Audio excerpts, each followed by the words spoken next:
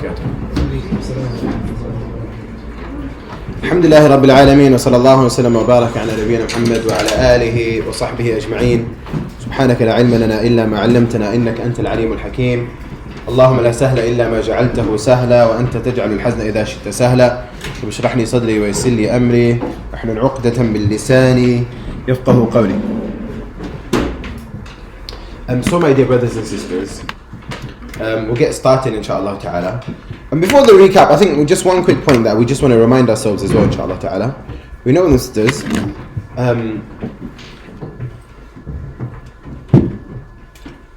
when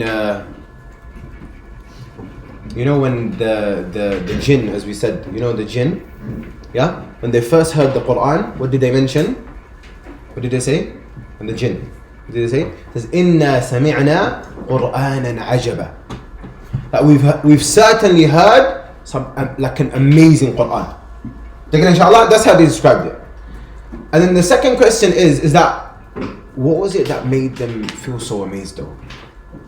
And he's with us inshallah ta'ala. I think just to quickly remind us in respect to that, the Quran has these amazing things, like so many amazing things in respect to the Quran in terms of the impact that it has with the Quran. I remember I was just hearing one of our teachers was mentioning yesterday, said one guy comes to him and I know this guy, and this guy is very credible, very reliable, fears Allah, and he said that I fixed up something for him. He's like a mechanic, yeah, or an engineer, sorry, not a mechanic, an engineer. He says, I fixed up something for him, and then the guy comes to him.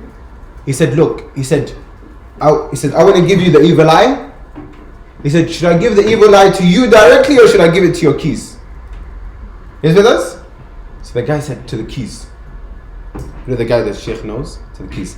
So the Sheikh says, he showed me the keys. He said the keys was literally in two pieces, like in half. Literally, it's like some people's, like generally speaking, the insides, and when they, whether it's out of amazement sometimes or even out of envy, it's lethal. Yes, with us, inshallah ta'ala. Even when it comes to people who are pregnant, for example, it's very common where you find people just have miscarriage after miscarriage. Now sometimes it could be something health related, no doubt. We're not going to just make it all based on superstition, etc.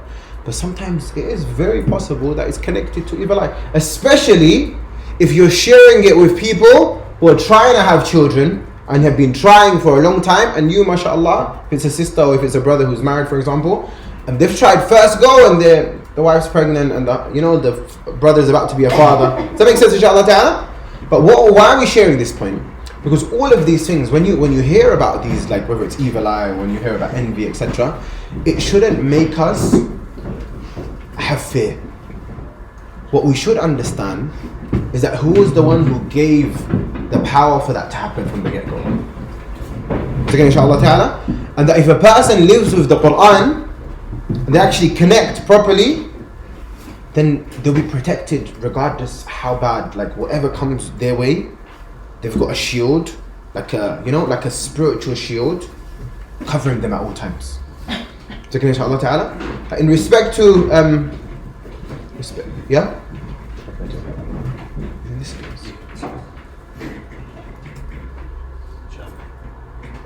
Okay, Zakallah. Okay, that's fine, inshallah. Okay, that's fine. Okay, Zakallah. But are we good so far? Does that make sense, inshallah ta'ala? So what are we saying? What are we saying, my dear brothers and sisters? What are we saying? The jinn, they were amazed by it. But there's one thing. See, there's two things. For protection, we just shared a point about protection. There's something which is, I would say, is just as important as protection. Protection, we're thinking short term. But long term is the haymana of the Quran. You know how the Quran basically has complete authority over the heart. As soon as it enters into a heart, it takes over. Even a non-believer who understands the Quran, it takes over his heart too. And what's proof of that? When the Muslims migrated to Habasha, to Abyssinia. When they migrated to Abyssinia. Yeah? They heard a rumor that, that the non-believers have become Muslim. He's with us, inshallah. What happened during that time? The Prophet ﷺ recited Surah An-Najm, and when he recited the verse, فَاسْجُدُوا لِلَّهِ وَاعْبُدُوا, that prostrate to Allah and worship Him. Do you know what happened? Ibn Abbas said, everyone prostrated. Imagine that. Quran ayah, Muslims, non-Muslims, even the jinn. Are you with us, inshallah ta'ala? As in, what's the point that we're making here? Is that once the Quran takes over a heart, yeah, like now, it starts directing them towards good. It directs them back to Allah. Is that inshallah? Does that make sense, inshallah? Yeah. So actually, by reading the Quran, it's like you know when you've got skeletons in that cupboard of yours that you've had for a long time that you've never really taken out. When actually you read the Quran, you start to see those skeletons. You see maybe Iblis. Okay, Iblis is Iblis, but I probably got a piece of Iblis in me too. Yes, inshallah ta'ala. Fir'aun has that problem, I have a piece of him too. You start to, because you're looking, you're mirroring, like you're checking as well, you're seeing, you're diagnosing yourself through this. It allows you to diagnose yourself, and then also it provides a cure. Does that make sense, inshallah ta'ala? Does that make sense? Okay, so that was the first point, ministers. The second point that I wanted to say, inshallah ta'ala, is that we'll give you guys a quick minute or so to just refresh your intentions. If you haven't made intentions, make them. If you've made them, to refresh them, inshallah ta'ala. Yeah? And then we'll just start off with today's session, inshallah. And we'll just mention a quick point after your opportunity to refresh your intentions. Barakallah. Okay, what I want to say, my dear brothers and sisters, is that I want to also mention two quick points before we get started for today, inshallah ta'ala. The first point is a reminder, because I think it's very important to remind ourselves, because after all these years of like spirituality and self-development, etc., and then now we're shifting onto here, and when we're looking at this topic, some of the brothers and sisters might not make a direct connection to spirituality through this topic. So inshallah ta'ala, although personally speaking, I find it very spiritual, but I'm saying that other brothers and sisters, like not everyone might make a direct connection, because it is a bit more indirect in this case. It's not as direct. Once we hit the Quran stuff, then everything will be back to normal again. Inshallah. But right now, it's maybe somewhere in between. Is that okay?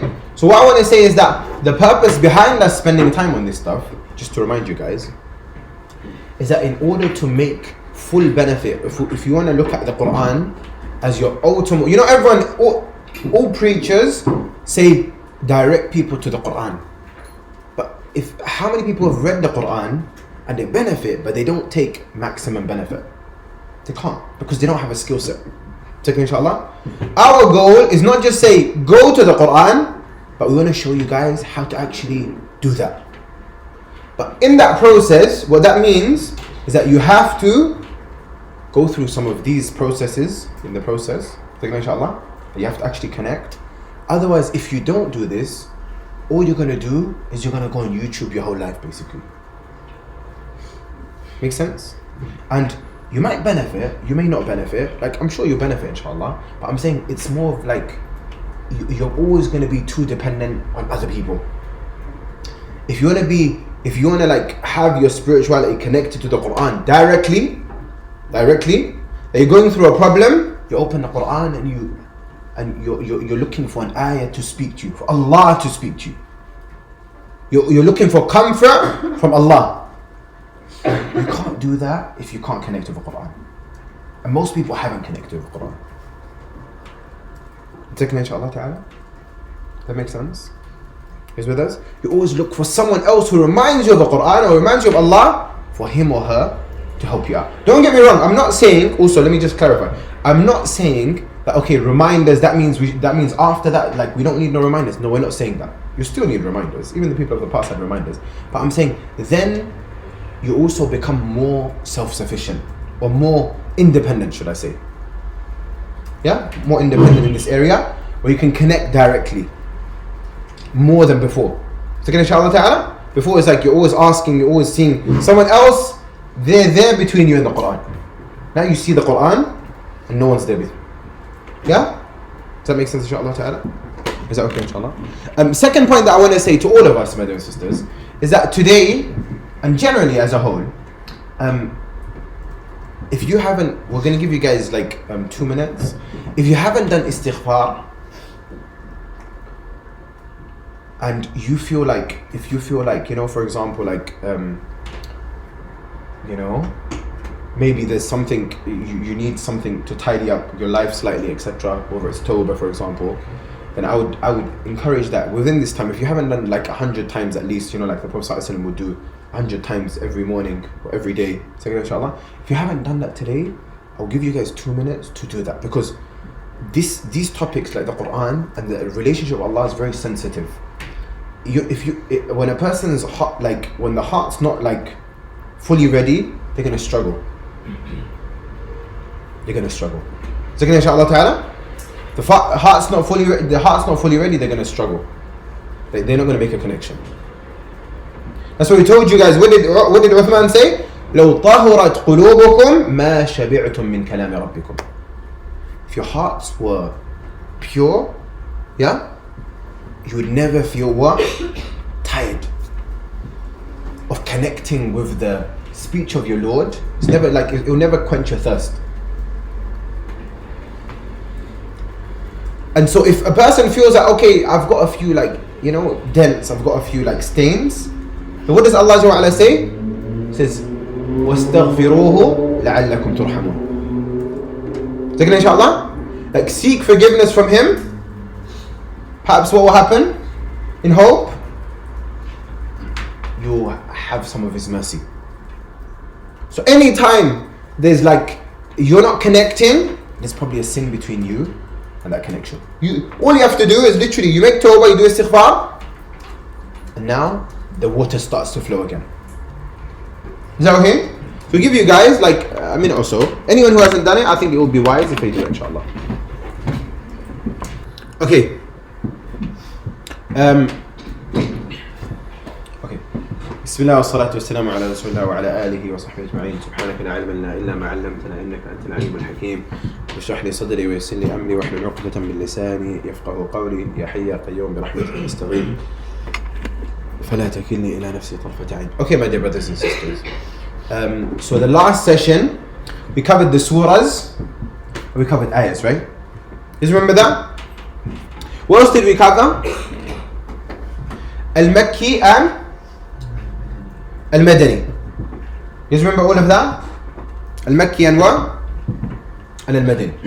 Yeah? Okay, Al-Makki and Al-Madani. What was the main point that we need to remind ourselves in respect to that? What was the main point? The Meccan period was what? The first 13 years. The Madani period was what? The last 10 years. Inshallah. Basically, when the Prophet migrated, when he left Mecca, that's the end of the Meccan period. Everything else is the Madani period. Inshallah. Then we said that majority of surahs are either Makki, either revealed in the first 13 years, or they're revealed. You don't find half a surah here, half a surah there. And then even the verses, we spoke about some of them, isn't it? Do you remember that? Some of the verses? Yeah? Talked about them? Okay. Then we moved on to the next topic, which was reasons behind revelation. You guys remember that or not? Yeah? What did we say in respect to it? So every statement, action, or question. So statement, action, or question by those who lived at the time of a revelation. What happened? A part of the Quran was revealed in respect to it. Is that okay? So for example, an example for a statement is what? Surah Al-Alaq. Yeah? What about Surah Al-Alaq? We gave you the example. Do you guys remember this? Abu Jahl made the statement about the Prophet ﷺ wanting to stamp him in his head, etc. And then the verses were revealed. So this was what? A statement. The people of Yemen would come perform Hajj without no, food and etc. and they would say, we have tawakkul. And then when they reach Mecca, they would ask people. So Allah Ta'ala revealed this statement. Is that okay so far? Makes sense? Okay. Or an example for a question, for example, the Jewish people wouldn't what? Get close to a sister or get close to a lady on a time of a month. Is that okay, inshallah? So the Sahaba asked the Prophet ﷺ, is this the case? And the Prophet ﷺ, what did he say? The verse was revealed. Checking inshallah ta'ala? Makes sense? Yeah? Is that okay so far? Makes sense, inshallah? Yeah?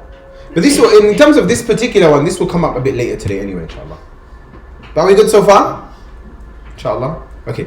At the time of the revelation, we said also, so it's a statement, action, or what? Remember this very carefully. I just want to take a step back for a second and just remind you guys one quick point was this. Remember this very carefully now. Yeah? All of what I'm sharing with you guys for the last 2 days, the first 2 days, first 2 sessions, and today's the 3rd session, and we only have 2 more sessions of this prelude, of this introduction, if you like. All of this stuff will mean nothing if you haven't mastered it. Why is this so important? Why am I saying this?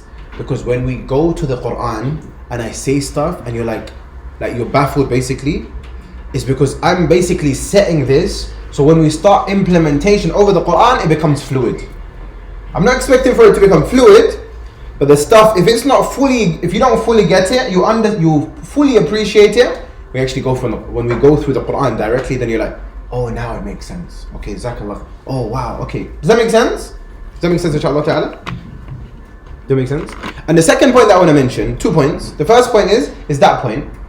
Second point that I want to mention, brothers and sisters, is that if you want to ever have reflections, your own reflections that you want to share with other people in respect to the Quran, if we're not focusing right now, that door is always going to remain shut for us.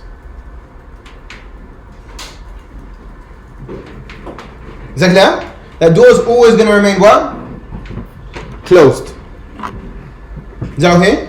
So always saying, when it comes to writing, write down the things that you need to write down. Don't write down everything. Like yeah, smart learning as they call it. Is that okay, inshallah? Yeah? Write down what you need to write down. Is that clear? But the key points, you need to put it down. Key points, you have to put them down. Is that okay? Okay, so what did we say? We said a statement, an action, a question at the time of revelation. So obviously some of the stories of the Quran will enter, and some of the stories of the Quran that came before revelation will not enter. Like what? Like the surah of the field. Yeah, the elephant. Abraha coming to Mecca. That was before the Prophet was born. So it's before the Quran, obviously. So that means that wasn't a reason. Meaning the incident didn't happen and then revelation followed. Does that make sense? Rather, it happened way before, isn't it? Makes sense? Yeah? And at the same time, the verses don't have to come down immediately. They may come down in a little bit. Like when the Prophet ﷺ's wife Aisha was slandered, it came over a month later. Ka'b ibn Malik, remember we shared the story of Ka'b ibn Malik last year? You just remember, inshallah? Lengthy story. Him and his 2 companions were boycotted. How many days was the boycott? How many days? About 50 days. Here's with us, inshallah ta'ala? Yeah? Here's with us, inshallah ta'ala? It's a long time, over a month. Here's with us, inshallah ta'ala? Yeah? But what we're seeing is what the verse was revealed after the boycott. The incident took place like over a month before. Same with slander as well, over a month before. Is that okay, inshallah ta'ala? It's just possible. Okay. But one important point is the opposite. So it's the same thing. It's similar to a field, basically. This is similar to a field. Yeah, but this is like it's slightly different. We're saying if verses were revealed and the incident took place later, that wouldn't be considered as what? Reason behind the revelation. Because it's supposed to be the opposite way. Something happens, then ayahs are revealed. Not ayahs are revealed and then it's actually implemented. Or it happens like 10 years later. Does that make sense? Do we get it? Reasons behind revelation, what does that mean? It means reason, there's a reason and then revelation. Followed by revelation. Yeah? Question, action. Make sense? Do you get that, inshallah? You get it, inshallah? Do you guys get it or not? You get it? Because everyone's like, like nodding heads and stuff. But when we nod heads, it actually makes me more worried. Inshallah, because I'm thinking that you definitely don't get it. It's like, inshallah, I don't really work with like standards. You know, my standards are slightly a bit different. You know, but anyway, go for it. The three verses. So does it come under reason behind revelation? Then it's just a part of story. That's like. It's a story. So, yeah, exactly. It's just like a story of the Quran. The two. So when the incident of that one. So the one and like the one where it's just a story of the Quran, they don't come under reasons behind revelation. Absolutely not. Yeah? Is that clear? Do we get that? Makes sense, inshallah. Yeah? Straightforward. I think it's quite straightforward. Yeah? You guys are intelligent individuals, alhamdulillah. So it's not like, you know, we have to try and like too hard to explain things to you guys, alhamdulillah. Yeah? Like, go for it. I understand that it's the stories. It's not a reason for revelation. But surely it was revealed still for a reason, because there was some sort of benefit to get. Oh, absolutely. No one's disputing on the benefit. No one is disputing on the benefit. Yeah, we're talking about, does it fit under this category or not? That's what we're talking about. The whole Quran is barakah. The whole Quran is a cure. The whole Quran is an admonition and a reminder, and very like powerful, heart hitting. But as for, does it fit into this category or not, that's what we're referring to over here. Is that okay, inshallah ta'ala? Does that make sense? Yeah? So the other two, do they come under like a different category or? Yeah, they come under a verse being revealed and then it being, it coming to life later. That's what it comes under. Go for it. Same thing. Okay. Do you guys get it? Do we get it, inshallah? Yeah? Obviously, when I say that you guys are intelligent people, I mean, you can still ask questions though. Is that okay, inshallah? No, because I'm a bit worried sometimes when we say you're intelligent people, a person's like, oh, the sheikh's going to think I'm not too smart anymore. Is that okay, inshallah? No. Obviously, you're here to learn. Yeah? You're here to learn, isn't it? So obviously, if you don't understand, you ask questions. Is that clear? You know? I would wait until you feel like, okay, the topic has been completed, and your question still hasn't been answered, or the slide has gone past and you don't get it, then ask the question though. I wouldn't rush to ask questions before the point is completed. Is that okay, inshallah? Because maybe we'll explain it very shortly. Is that okay, inshallah ta'ala? But I'm saying questions, some of them describe it as half of knowledge. Literally. Especially if they're like good questions. Is that okay, inshallah ta'ala? Make sense? I'm really sorry about this. Can you just go through the reasons one more time? No worries. So I'll tell you guys, yeah? Just tell them. Reasons behind revelation. So I feel like since I've shared that, you guys, you know, I've given you guys a little bit of a prep talk or whatever. Now everyone's taking it a bit more seriously now, inshallah. So it's good, alhamdulillah. But I'm saying, look, verses may be revealed at the time of revelation, meaning during the 23 years, yeah? Because a question was asked, or because a statement was made, or because an action was done. That's it. Inshallah ta'ala? Make sense? So, what does that mean? Let me ask you guys questions that then it will prove to me that you've understood or not. Is that okay?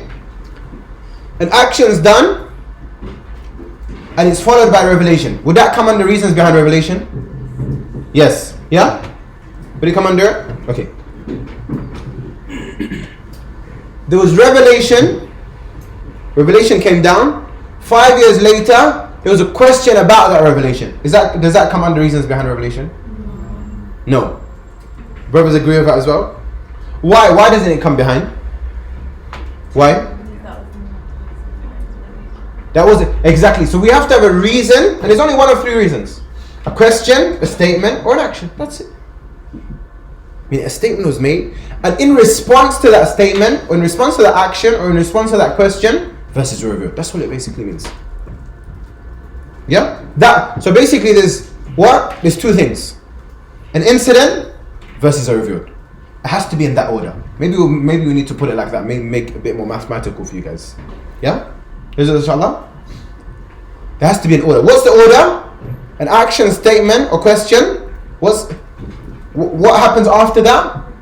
verses, revelations rule. Khalas, that's it. Anything that goes against that, and when is the time frame? The 23 years. If the opposite happens, an incident, like verses are revealed and then an incident happens, that's not included. Because the order, it goes against the order. Make sense? Because it has to be a reason followed by revelation and not vice versa. Over here what happens? Verses were revealed in Mecca and the incident took place in Medina. So this سَيُهْزَمُ الْجَمْعُ وَيُوَلُّونَ الدُّبُرُ. Inshallah, that a party, an army is going to be defeated. When was this verse revealed? In Mecca. They didn't understand it though. Umar saying, أَيُّ جَمْعٍ سَيُهْزَمُ. It says, which group are going to get defeated? It said, on the day of Badr, when the Prophet ﷺ made this statement, then I said, oh wow, okay, this is what's meant. And the Prophet ﷺ started reciting this verse on the day of Badr, then he understood, oh right, does that make sense? But does that come under it? It doesn't come under it. Why?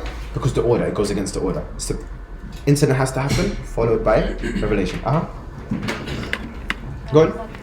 I was just wondering, so then is every single ayah of the Quran has to come under one of those three categories? Or are there ayahs in the Quran? Okay, very good question. That's fine. So we are saying, my dear brothers and sisters, that this is a category of the science of the Quran, if you like, science of tafsir. How many verses have, like, altogether are there like this? No more than 200, less than 200 of the entire Quran. How many verses are there in the Quran? Over 6,000. How many of them have one of these things? Less than 200.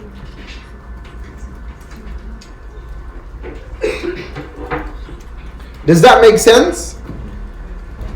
Yeah? So look, when you're listening to me speak, what you need to do, inshallah, is you need to write down the points that make sense to you. Remember this is very important. I'm sure this is a given, but just in case. Second, inshallah. Only write down what makes sense to you.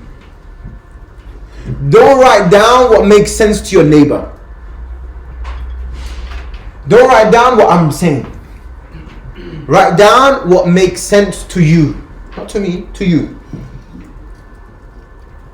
And if you don't get it, write it down. If you have an opportunity to ask the question, ask the question. If you don't get an opportunity to ask the question right there, ask the question when you get an opportunity to fill in your gaps.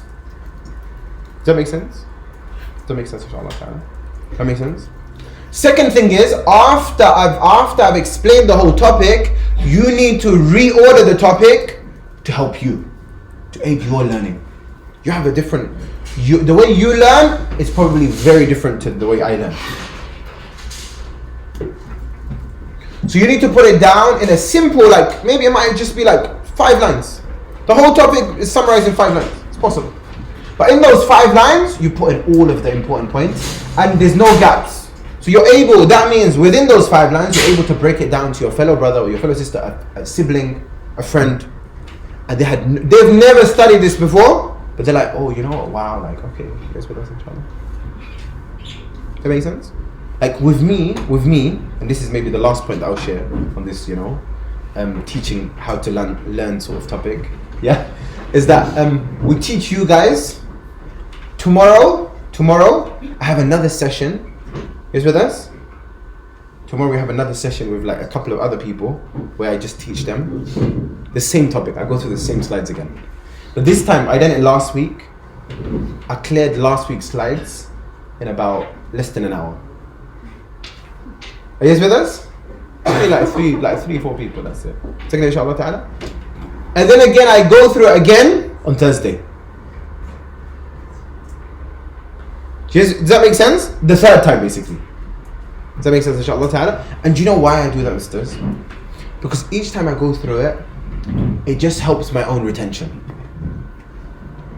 That it just makes things, because I found that teaching is way more powerful than memorization.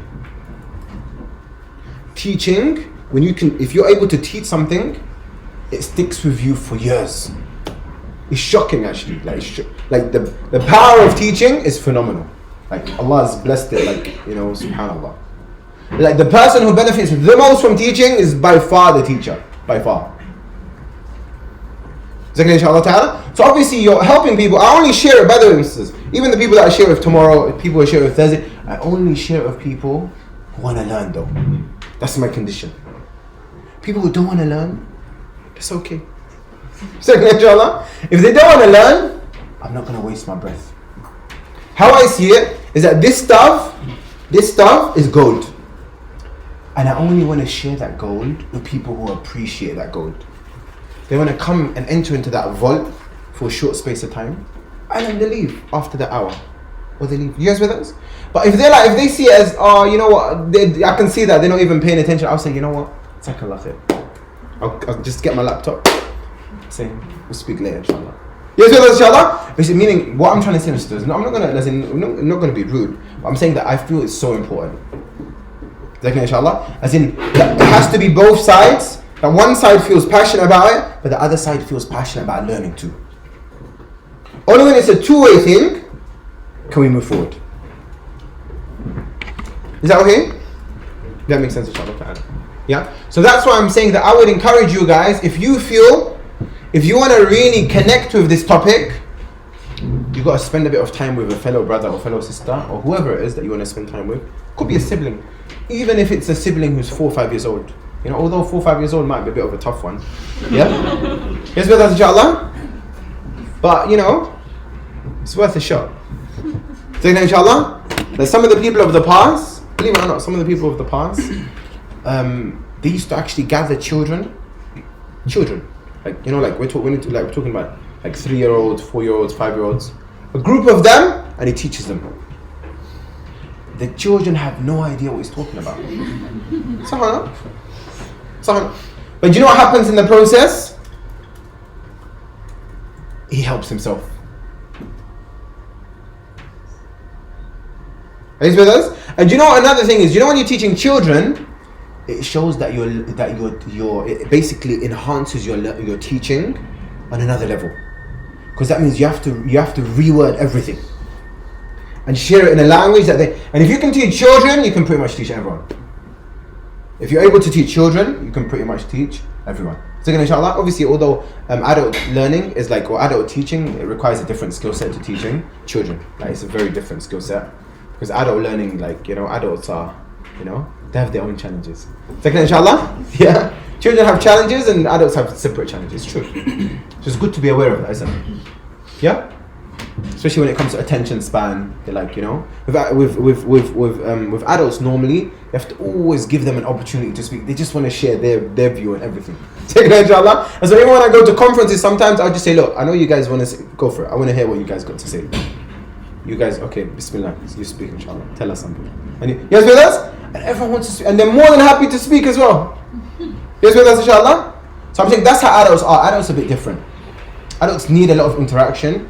They need to speak to other people as well.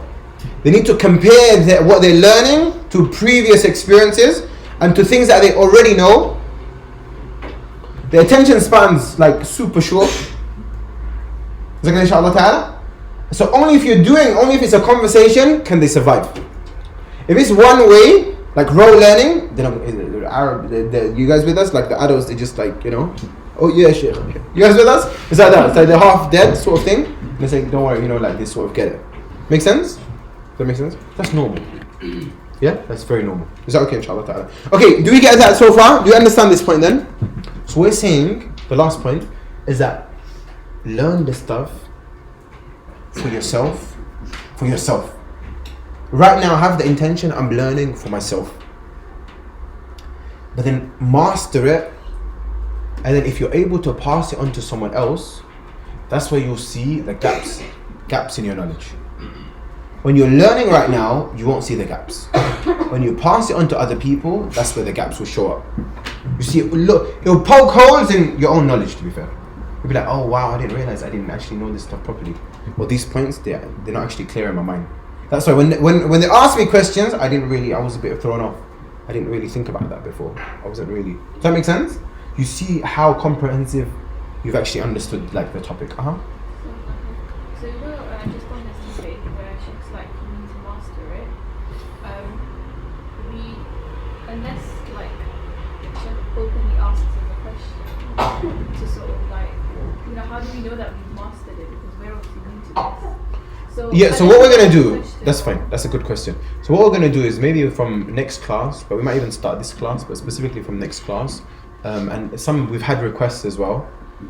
We're gonna start MCQs in the class, within the class basically. After we finish a topic, just have a quick 10-20 questions, multiple choice, keep it nice and short, yeah, for up to 10 minutes. Check your understanding of the topic, check like what are the majority of people saying, what are they saying, so we can try and, if there are like with the key questions, and we move on to the next one. Inshallah. But I'm saying before we start moving on to actually like tafsir and tadabbur, we'll ensure that we're gonna go through, like we're gonna test you guys on everything. Just to ensure, okay, am I happy with what I've understood?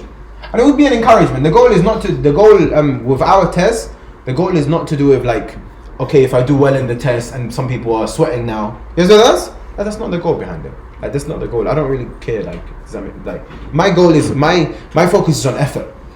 It's always been on effort. So long as the person's putting effort in, I'm happy with that. Make sense? Also, if they score well, they don't score well, that's fine.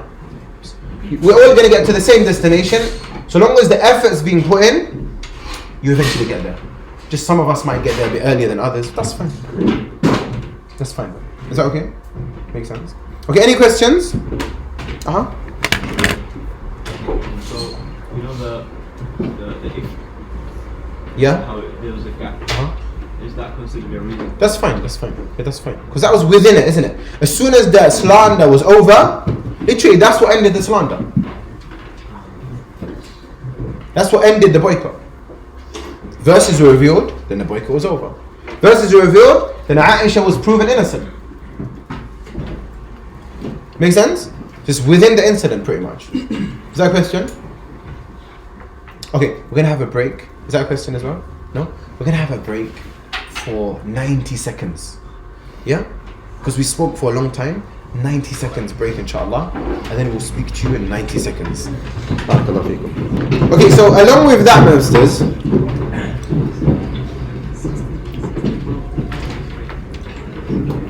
we have a break.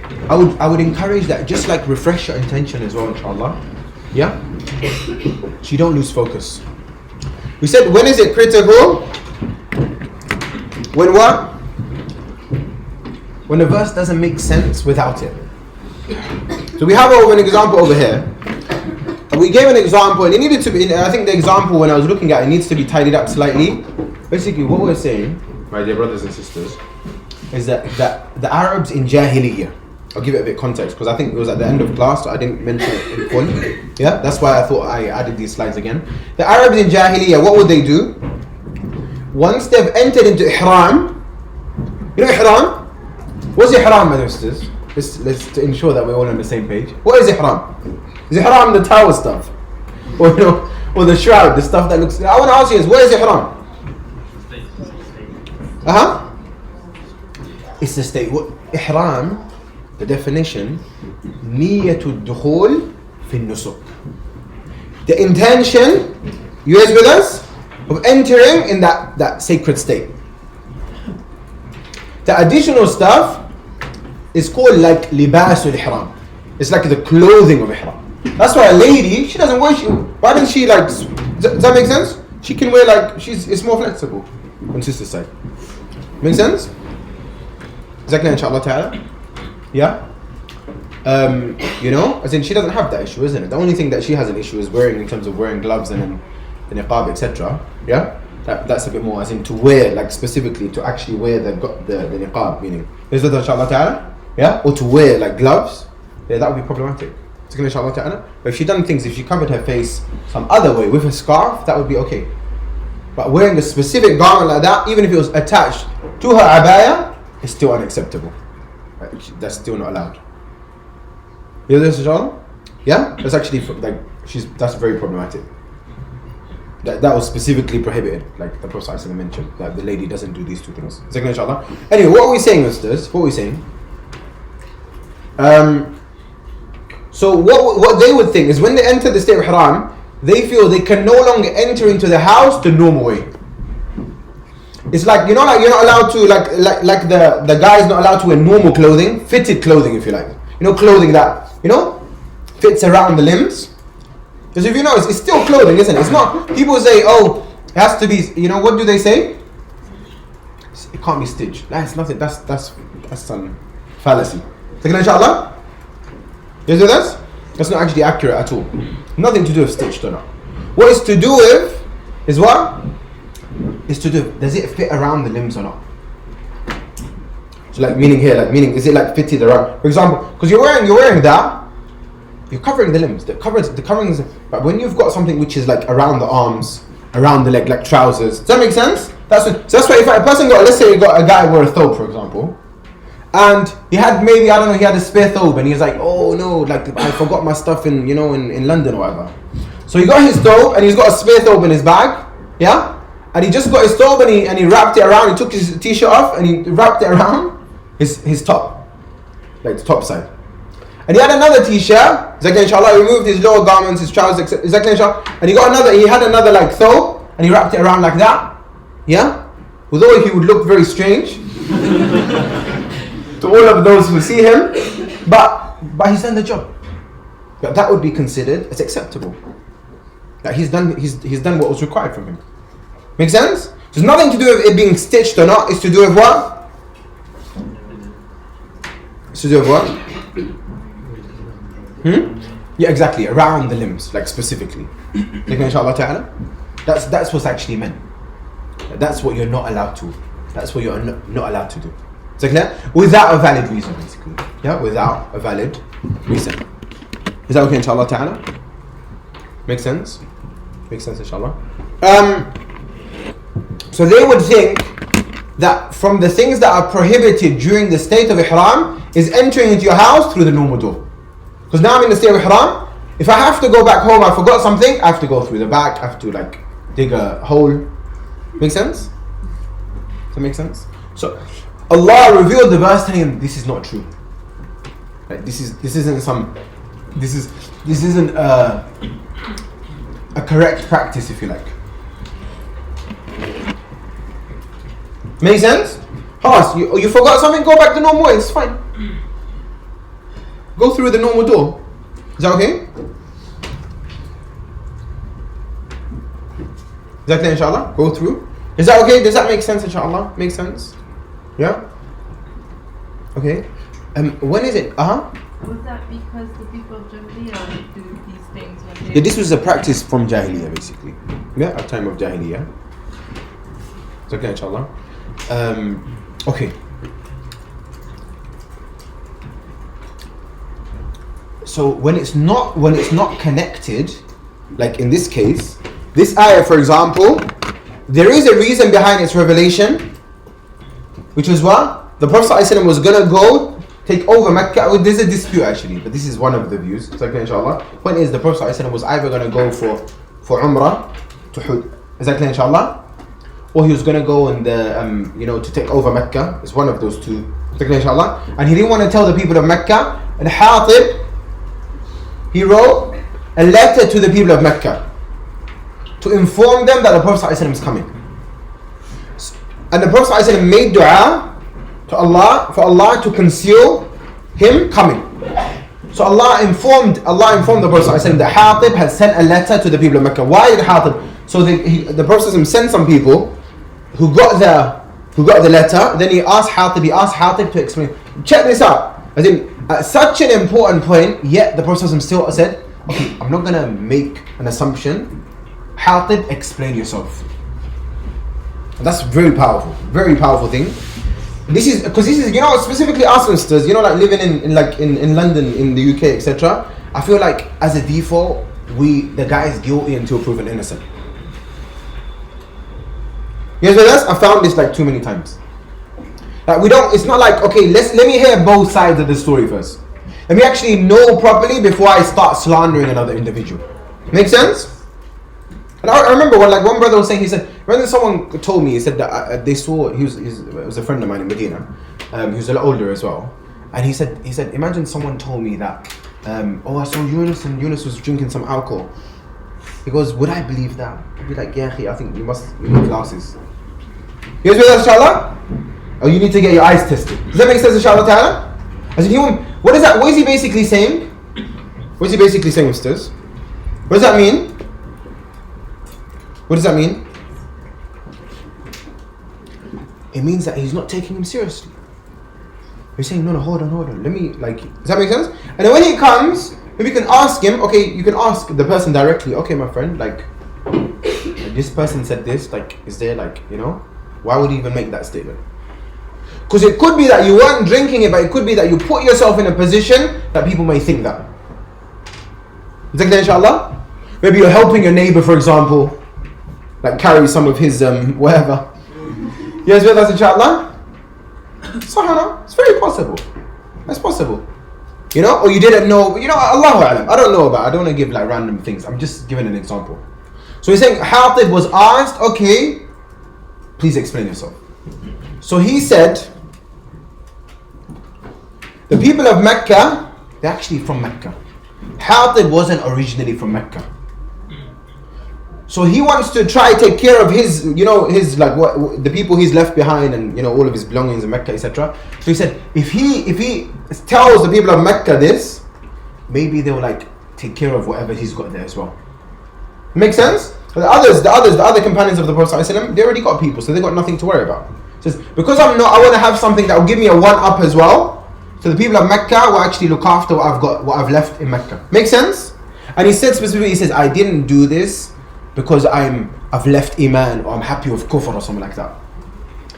And what did the Prophet ﷺ say? He says, he's told you the truth. Immediately, he says, Hatib, he said, he's told you truth. Make sense? Does that make sense, inshallah ta'ala? Make sense? Yeah? So what we say, does that make sense? Is that clear, inshallah ta'ala? Is that clear? Yeah? So anyway, then the verses were revealed. This verse and the verses after it were revealed as well. Is that clear, inshallah? But what we're saying though, and the narration is authentic. Hatib's narration is in Bukhari and Muslim. The issue is not with the narration. Over here, if you read this verse, you didn't know about the story behind it, would you still understand it? Absolutely, you would still understand it. So here, reasons behind revelation, is it important? It is. Is it critical? It's not critical though. You can understand the text without it. Do you get it? Do you get it? Yeah? Make sense? Make sense? Okay. And then we give the example over here of like when you know, there were some people who were drinking alcohol because they thought you know, like so long as you guys with us? Do you remember all of this stuff? You're a believer and you have taqwa, etc. This is, you know, it's okay, but we said this wasn't revealed in respect to that. This ayah, this was revealed in respect to people who already drank alcohol, and what happened? And they died. In a good way, obviously. So it's like this was revealed to sort of like, it's like the Sahaba were thinking inside their hearts, okay, what about those people who passed away and they drank alcohol back in the day, but then they passed away in a good way? What about those people? What's their situation? Is that clear, inshallah? So Allah explained their situation. Yeah, I mean that they got nothing to worry about. These people drank alcohol when it was still okay to drink alcohol. It wasn't haram that time. Is that okay? Makes sense for sisters or not really? How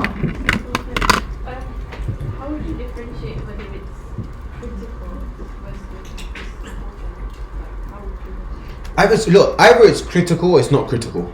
That's a simple way of putting it. If you find important, difficult to work with, either it's critical or it's not critical. When is it critical? If the meaning is dependent upon the reason. You don't understand the meaning if you don't understand the reason. Meaning doesn't make sense without the reason. Is that clear? If you can't understand the meaning of the ayah without the reason, it's not critical. Simple as that. Either it's critical or it's not critical. There's no third way of looking at it. Important because all important. Everything's important at the end of the day. Yeah? Makes sense? Makes sense or not? But then some people, like, you might read like a verse and you think you know the meaning, but you don't really know the meaning. So that's what my point was, like, how do you look at the verse and be like,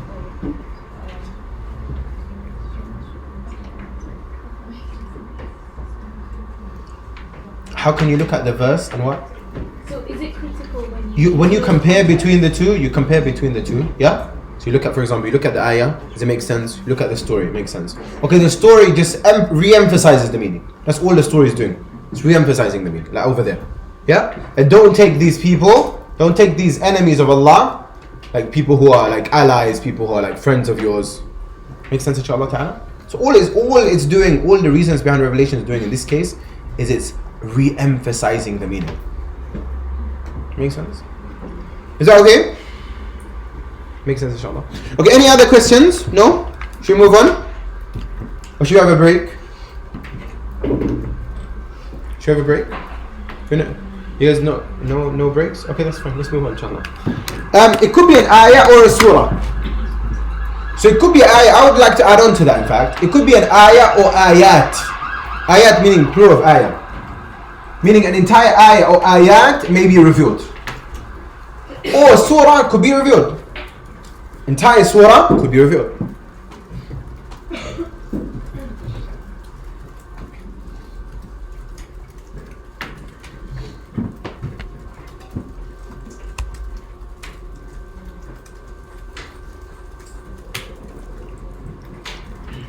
Are we good so far?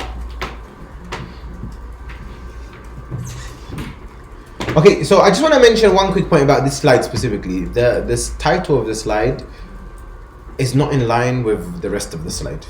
Yeah, the title of the slide. So just in case you look at it and you're a bit confused. Is that okay, inshallah? The title of the slide is one point, and the contents of the slide are other points. Is that okay, inshallah? So see it as two slides. That's how it should really look like. It should like two slides. The title of a slide is one. Look at it as one slide, it's 1 point. Is that okay, inshallah? And then now we're talking about the new title of a slide should be reasons behind revelation. That should be the new slide. Make sense? Okay, so reasons behind revelation, they're directly connected or the indirect. Meaning, what does that even mean, Ustaz? What does that mean? It basically means, you know what we've covered all so far? Everything that we've covered so far, that's what we mean by directly connected. Meaning, an incident took place and ayahs were revealed. That's what we mean by directly connected. Is that okay? Is with us? That's why if you ever get stuck with the slides, just follow what I say. It'll help you guys out, inshallah. If you're trying to make sense, what does that mean? Don't worry about what that means. It's not important. What's important is what I say.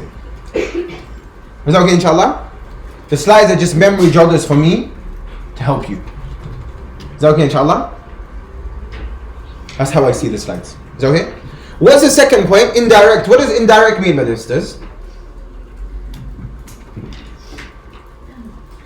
What does indirect mean? Anyone know what that means? No? Shall I tell you what it means? It means you have an ayah and they say, you have an ayah and people will say, oh, this story is connected to this ayah. But is that actually meaning, so when we connect a story to an ayah, yeah? Was this story the reason behind these ayahs revealed? No. So basically, why did they even quote this story then? What's the purpose? Why are you connecting a story to an ayah? Are you with us? What's the fa'idah then? Anyone know what the reason is? Why would the person even do that? Do you get it? Do you understand the point made here? So look, first one is when there's an incident took place, ayahs were revealed. Second one, people say this incident goes under this ayah. That's what we mean by indirectly. Yeah? Why would they do that? Is it maybe because like the take-home message or the moral or meaning is in keeping with the verse? Is keeping with the verse. Yeah, like the general meaning fits in. So it might not be specific, but the general advice is the same. Okay. Yeah, that's good. Okay, anyone else? Basically, go for it. I'm just going to say that it just gives an example of what's being said. Yeah, meaning the ayahs were revealed, maybe 10 years later, even 50 years later, an incident took place and they say, you know that incident, this incident actually fits into that ayah too. Does that make sense? Do you guys get it? Do you guys get it, misters? So what we're saying, simple, why are we sharing these 2 points? Because when you find the people of the past, we're going to go through it very shortly, when they say, oh, this ayah is like connected to that, you're going to be like, does that mean this incident took place and then these ayahs were revealed? How can that even be chronologically in history? That doesn't make sense because this took place in Mecca and these ayahs were revealed in Mecca and this incident took place in Medina. Do you get it? you'd be like, oh, okay. No, they don't mean that this was the reason behind this revelation. They just mean that this ayah, now it's the opposite way around. The first way, incident took place, ayah is revealed. Second way, this ayah is there, and these ayahs, in this story, fits into these ayahs. Make sense? Like, meaning these ayahs apply to this story too, this incident. The same example as the one with Abdullah Salam. That's an example. Yeah, like the example that we had, really, we should just, I think maybe we should go back to those slides. I thought we had them, but I don't know, they're not here, they don't seem to be here. Yeah? We'll have to go back to those slides, inshallah. We'll just take a break for a second. I'll just go back to those slides in the meantime, inshallah. Is it back on now? Yeah, it's back on. Okay, perfect. So what we're saying, my dear brothers and sisters, Bismillah, salatu wassalam,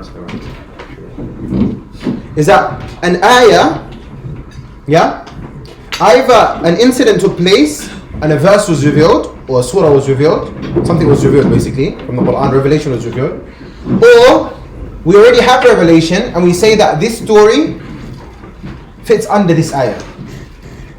Make sense? So incident ayahs was revealed a long time ago. It could even happen in our time. Like the example that we gave you guys last week. We said that, for example, for Inna shani'aka huwa al-abtar. Inna shani'aka huwa al-abtar. It's again inshallah in Surah Al-Kawthar. What does Allah Ta'ala say? It says the one who hates you, inshallah, who wants to belittle you, wants to harm you, he's what? He's cut off, meaning cut off from all types of good. Inshallah ta'ala. So we say it's possible for us to say that inna shani'aka huwa al-abtar applies to the cartoonist of Denmark. You know the Denmark cartoonist? So that will be an example of the second one. You get it? You guys get it? Now, did the cartoonist of Denmark, let's ask ourselves quick questions. Did he exist at the time of the Prophet ﷺ? It's not a trick question. Yeah? Did he exist? No, right?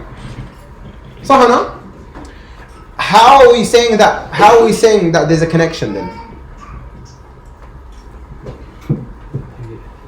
Was it revealed because of him? No. Obviously not. It's impossible for it to be revealed. Okay, what we're saying, anyone who belittles the Prophet ﷺ, or who tries to belittle him, or tries to inshallah, bring him down in any shape or form, will fit under this verse. This verse applies, just like it applied to the people at the time of the Prophet ﷺ who tried to, wrong him, it applies to everyone after him too. Does that make sense? Do you guys get it or not? Do you understand that point?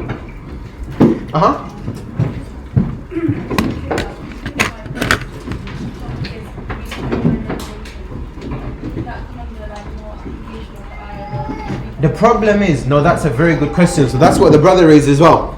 So he said that if the topic is about reasons behind revelation, wouldn't that come under application of the verses? Let me remind you guys of something very important to show you the connection. When we do tafsir, who are we relying upon to gain a sound understanding? The first 3 generations. Sahana? The first 3 generations. Do you understand that? Do you understand that, inshallah ta'ala? Yeah? So last week, so let me skip these verses because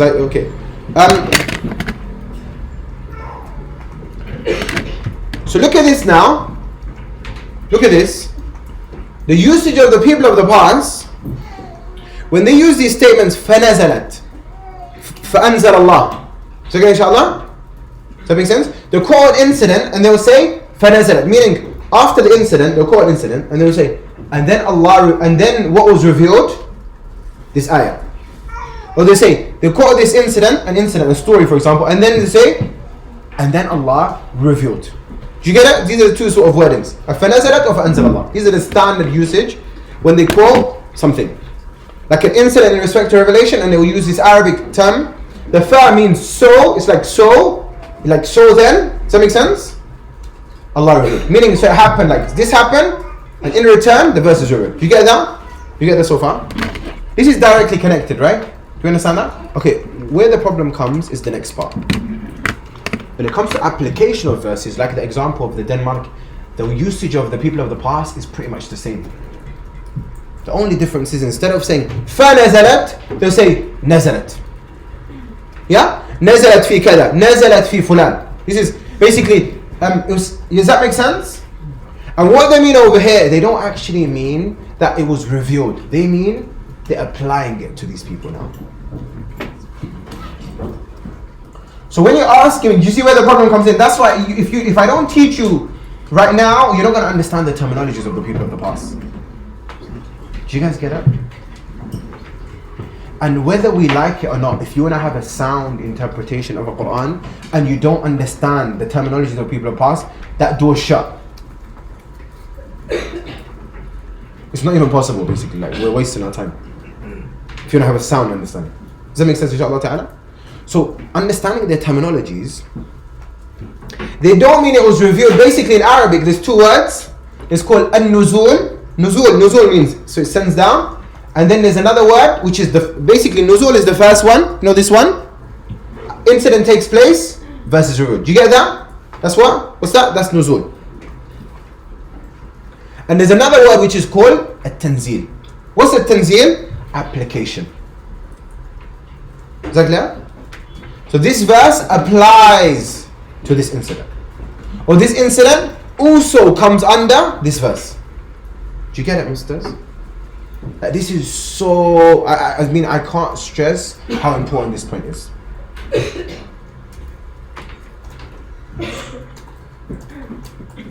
Are you guys with us or not? Does that make sense? If you don't get this point, a person might, some of the brothers might even say, but I don't really understand Arabic right now, I don't know this, I don't know. It doesn't matter if you don't understand Arabic right now. Like, if you understand the concept can be understood in English. The concept doesn't have to be understood in Arabic. The concept is straightforward. Second, inshallah. But if you don't get this point, it'll throw you off when you even read books of tafsir. Like, even if you were to read books of tafsir by yourself, like I remember I was speaking to one brother, I can't remember who it was. Now, it doesn't matter, to be fair, who it was as well. Anyway, so a person was speaking to me the other day, and they were speaking to me about Ibn Kathir. You guys with us? And they were saying, when they read the tafsir of Ibn Kathir, they're saying that they're like in awe. So I told him, I said Ibn Kathir, although it's translated, if you don't have a solid skill set in multiple sciences, you won't really understand Ibn Kathir. You may think you're understanding it, but I guarantee you're not understanding. I can guarantee you're not understanding it. To be honest with this, I remember when I studied Ibn Kathir, even in the university, to be fair, guys with us, inshallah, and now when I look back at it, I don't think I understood what was going on, to be fair. Wallahi, like, I'm not even like, I don't mind, like, being honest. Like, looking back right now, I realize that, to be quite frank, as in the questions that they asked us, I understood that, alhamdulillah. Because the questions they asked us were not like complex stuff. But this stuff is actually intricate details. This stuff, these are like game-changing information, to be fair. Either you understand it correctly or you understand it incorrect. Just based on understanding terminologies. That when they say this, they may mean this or they may mean that. Check that, inshallah ta'ala. Make sense? Some people have like these copies of the study. Is it like is it okay if I just read it? Kind of. If you read like Ibn Kathir, you mean? Yeah, like we don't have background in Islamic science, they have these books in their house and they just want to hold on, they just want to read them, so you just read it. Okay, no, there's no issue. The sister's saying that if you've got it at your house, you got Ibn Kathir or you got whatever, because we used to encourage it once upon a time as well. Second, inshallah, but I've stopped encouraging it now. Second, inshallah, because it's true. You may put people off in the process, because every time I've encouraged someone and someone comes back to me and say, I was reading it, but I was just like, whoa, like, and then the Prophet said this, and then the Prophet, because Ibn Kathir, his specialization as well is hadith. So like, I remember one of our teachers, and back in the day, he said Imam Ahmad's Musnad, he's got a lengthy book of hadith called the Musnad. It's got 30,000 narrations inside. He said he put about a third of the Musnad in his tafsir. a third, like 10,000 narrations side. You see what? As in Ibn Kathir's book is loaded with hadith, and if you don't have a skill set in hadith, you're gonna be thrown off. You're gonna be thrown off. But I would say, even if you did have a skill set in hadith, you'd still be lost. Is that clear? Because this guy is a mawsu'i, as in, you know, like Ibn Kathir rahimahullah ta'ala, scholars of two types, yeah, especially at that time. Right now things are different. There were scholars who were like, you know, like they were mawsu'a, like this person is generally, he's got a very good grounding in multiple sciences. Multiple sciences. And then you've got another one who's very strong in fiqh alone. Just aqidah, just tafsir, just hadith. That's the standard. That's how, like, most, you know, like most people would generally be like that.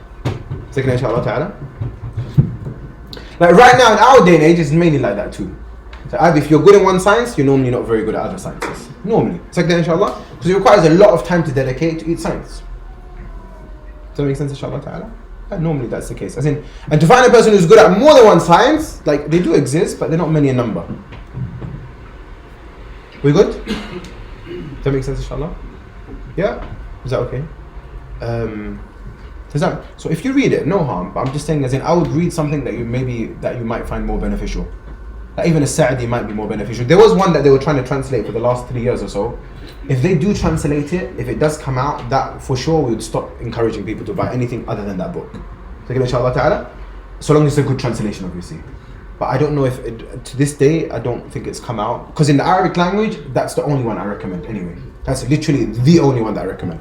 So inshallah ta'ala, yeah? But in English, I know that they were translating it a good 3 years ago, maybe even longer than that. But I don't know where they've reached in the translation. You know, we pray that it comes out quickly. Because it's one of them ones which is very smooth. And it's very straightforward. And you don't need a background, number one. It's written for like everyone. And it's also very, very accurate. Very, very accurate. And the third thing is as well, is that it's not extensive. It's not very lengthy. It just gets you, the job gets done. You can start, meaning you can actually connect straight away. It's not one of them ones, you know, like 1 page of a Quran, literally that's the tafsir as well, 1 page as well. So it's perfect. It's perfect. So inshallah ta'ala.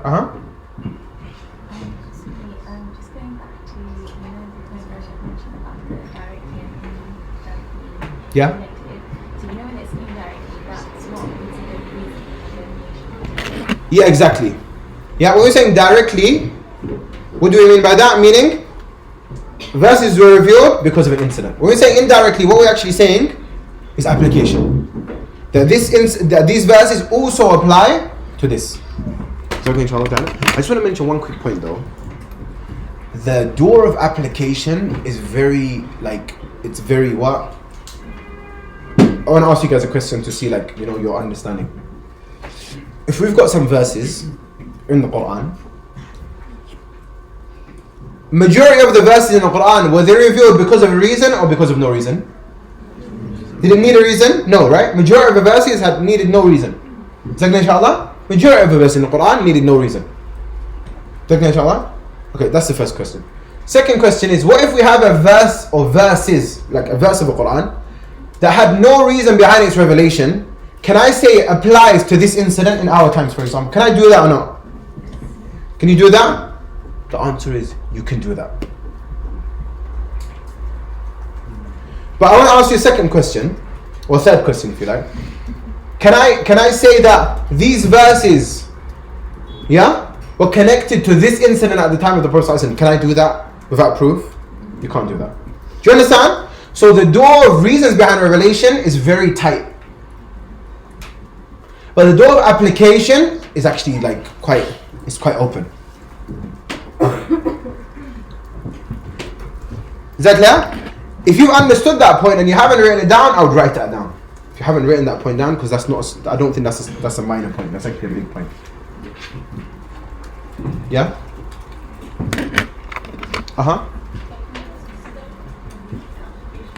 Does that come under sort of like tadabbur? As in tanzeel of ayat? It's more extensive than tafsir for sure. Yeah, for sure. It's like more than tafsir. Yeah? That you only recommend tafsir al-Sa'di. Does that mean Shaykhna doesn't recommend tafsir? Say that again? المختصر في التفسير in Arabic. لا, if a person reads Arabic, then as I said before, المختصر في التفسير is like, I would say that's enough. You don't need any other book. Is that clear? If you've got Arabic, المختصر في التفسير is like by far like the best thing out there. Is with us inshallah ta'ala. But if you read Arabic, that is. So inshallah ta'ala. Make sense? But if you're going to get a copy of that, and it's available online, you don't even have to buy it, it's available online as well. If you're going to get a copy of that, then you need to get the third print onwards, either the third print or the fourth print. The first print and so is no good. Yeah? First publication. At least the third print or the fourth print. Like the fourth print's out as well now, but I wouldn't get anything like from the first or second. They got problems with them. Those ones they're not very good. Yeah? The one online is the third print anyway. So that was the book that I was saying has been translated as well. That same book that I'm mentioning, Arabic, that's the one that's been translated, but I don't know where they've reached in the translation. Are we good? Uh-huh. Just to clarify, so you have a direct connection between incident and the verse, For sure.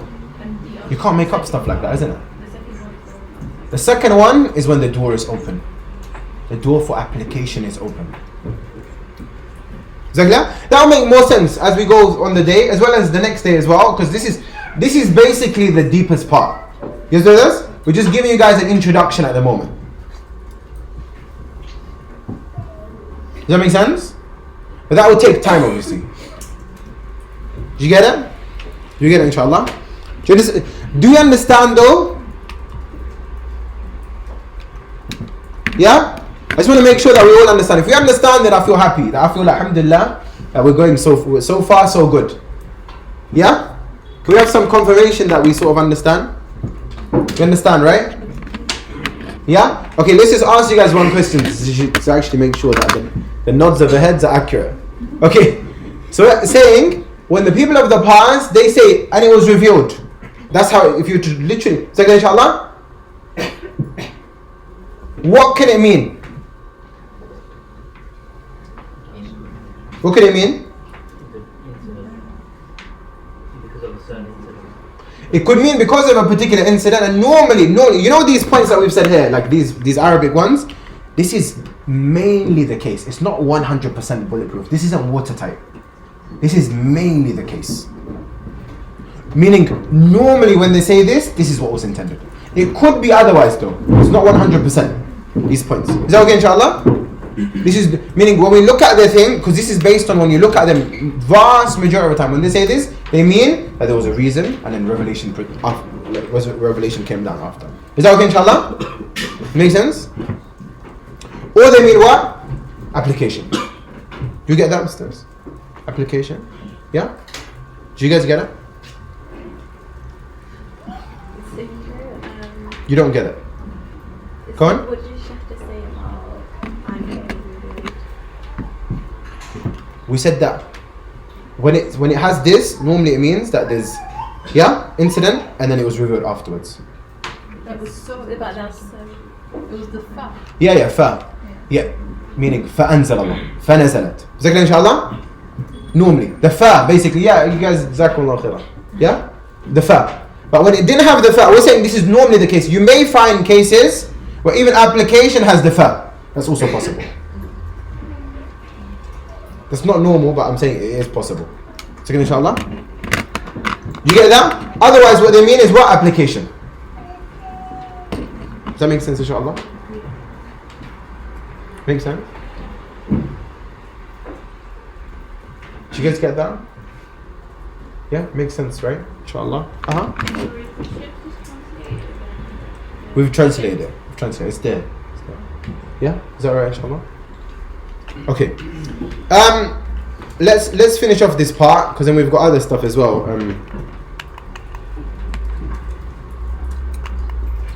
Should we leave that for now? Okay, let's leave that one for now. Yeah, because I think that might lose people in the process. Okay. Here we have something else, which is to finish off this, and we'll move on, in terms of reasons behind revelation. Can an ayah be sent down more than once? An ayah, so it's sent down once and then it's sent down again. The answer is no. There's no authentic report where ayah was sent down twice. There's no authentic report. Inshallah ta'ala. Rather, normally what happens, you know what normally happens? The Prophet may quote the ayah, it may have been revealed in Mecca, and then the Prophet mentions it again in Medina. But when he mentions it again in Medina, meaning, and he might talk about a story, for example, what he's actually saying is meaning the verses that were revealed in Mecca also apply to this guy's case too, or to this lady's case. Does that make sense? Did you guys get it? Yeah? Makes sense, inshallah? Did you guys get it? Yeah? We get it, inshallah? Okay. Or sometimes angels may come with good news, with verses that were already revealed. What angels have come with is maybe some virtues for it though. They haven't come to reveal it. It's not revealed again. What's shared this time, meaning let's say verses were revealed and then angels come with those same verses, it doesn't mean they're coming again. It just means they're coming with virtues for that verse or for those verses. Make sense? Do you guys get it? Yeah? Do you get it? If you don't get it, let us know. Yeah? We get it, inshallah? We get it, inshallah? Yeah? Inshallah?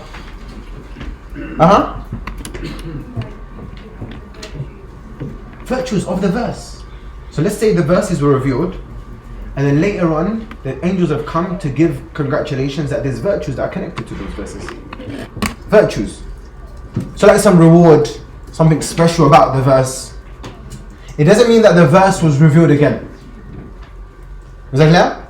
But rather that they're coming down to share that, these verses, they have some virtues attached to them. And we've come here to give you that good news of the virtues.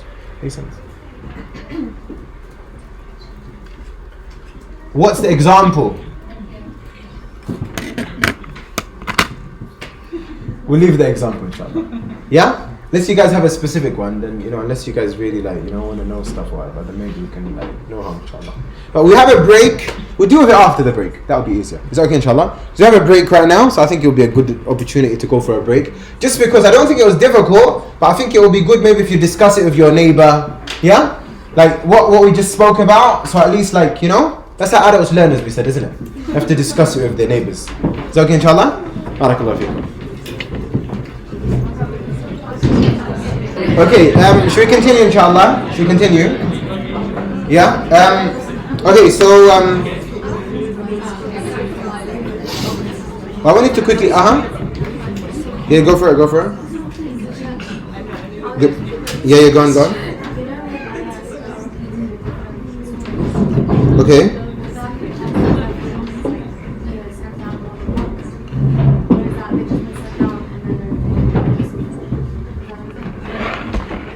The ayahs that are repeated in different surahs. Yeah. No, that's nothing to do with what we're talking about. Yeah?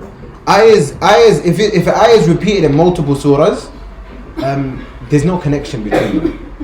I mean, I wouldn't say that, this one had the... Meaning, when it was revealed, a particular part. Like, from the 6,000 verses, look at all of the six... you guys with us, inshallah? Yeah?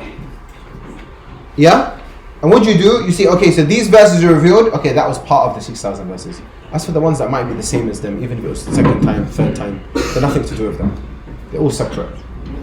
Don't connect them, basically. I wouldn't make a connection. So, inshallah ta'ala. What we're talking about is the same verses. So let's say, for example, over here is a good example. Fatiha. So Abshir bin Nurayn. Is it good, inshallah? So the two lights, basically. This is Sahih Muslim, where Ibn Abbas, the Prophet ﷺ, he mentions that. He says that Jibreel came to the Prophet ﷺ and he said, tonight, like a door opened, that has never been opened before, and an angel came down that has never come down before, and he came down with two things: Fatiha, basically he gave him good news of Fatiha, and the ending of Surah Al-Baqarah, like the last two verses. Zikr, inshallah? Meaning, in terms of a person, the du'as and the reward, whatever you get, and he said that. And these two things were not given to any prophet before you. So they're sharing news. It doesn't mean that this was the first time it was revealed. Fatiha was revealed then for the first time. It doesn't mean that. Or that Fatiha was revealed for the second time. Rather, these virtues were shared. These virtues came down at that time. Makes sense? Do you get it now? Does that make more sense, inshallah? Yeah, with the Fatiha example? Is that okay? Yeah, inshallah. Any questions? Actually, you know, when you mentioned that the angels came down with good news, this was brought down by Jibreel, not about. No, by the angel. By the angel. The Jibreel shared this. Shared this information that a door opened that has never opened before. The angel came down. And whenever this happened, it was by Jibreel that this good news was The shared. revelation. No. As in, you know, this, Good news may be shared by other angels. but the way that it reached the Prophet sallallahu alaihi wasallam was through Jibreel. So Jibreel informed him that an angel came down. Make sense? Jibreel. The Quran was only revealed through Jibreel. Allah, Jibreel, Muhammad sallallahu alaihi wasallam. Angels, other angels came down to share virtues, other stuff. They didn't come down with revelation. Understand the difference? They didn't come down saying, "Oh, this is a new part of the Quran." Jibreel is the only angel that came down for revelation. Do you get that, inshallah? No, as in whatever virtues, not frequently, but like now and again. Yeah, now and again.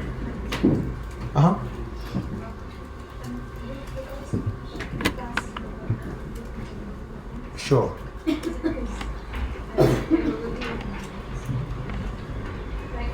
Oh, as in, so let's say there's some verses in Surah Al-Baqarah and some verses in another surah of the Quran. Does that mean that it was those verses were revealed one time for Baqarah and one time for the other verses? Is that the question? That's right. That's right.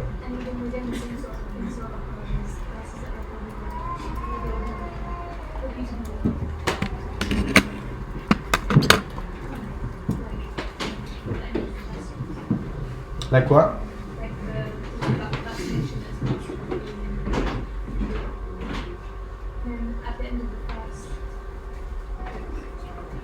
Okay. At the end of the first juz.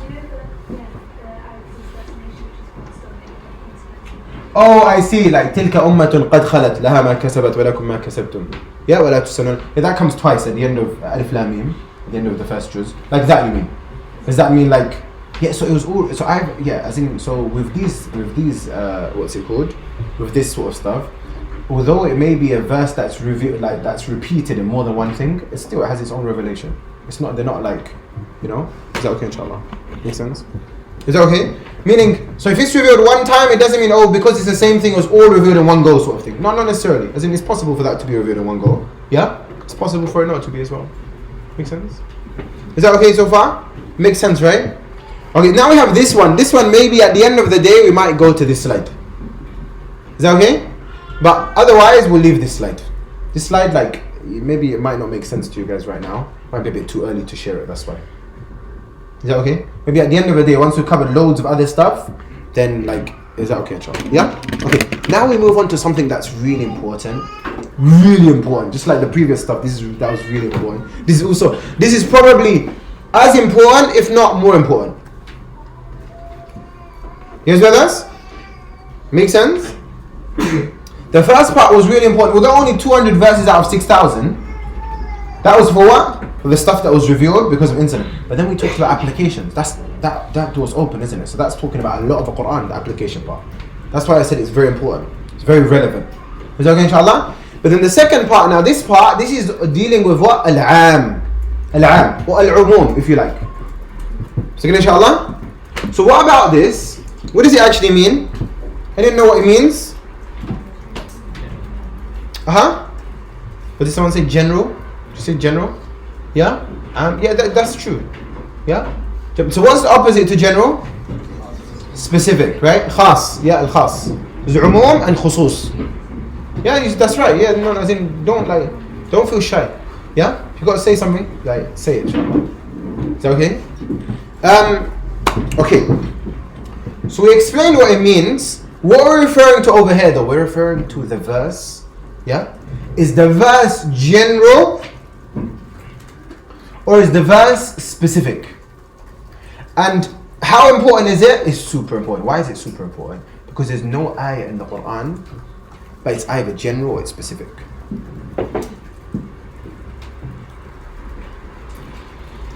Do you get that? There's no ayah in the Quran, either it's general or it's specific. Is that clear, inshallah? Make sense? Is that clear, inshallah? Yeah? Okay, but what we're going to share with you guys, inshallah, is something very important.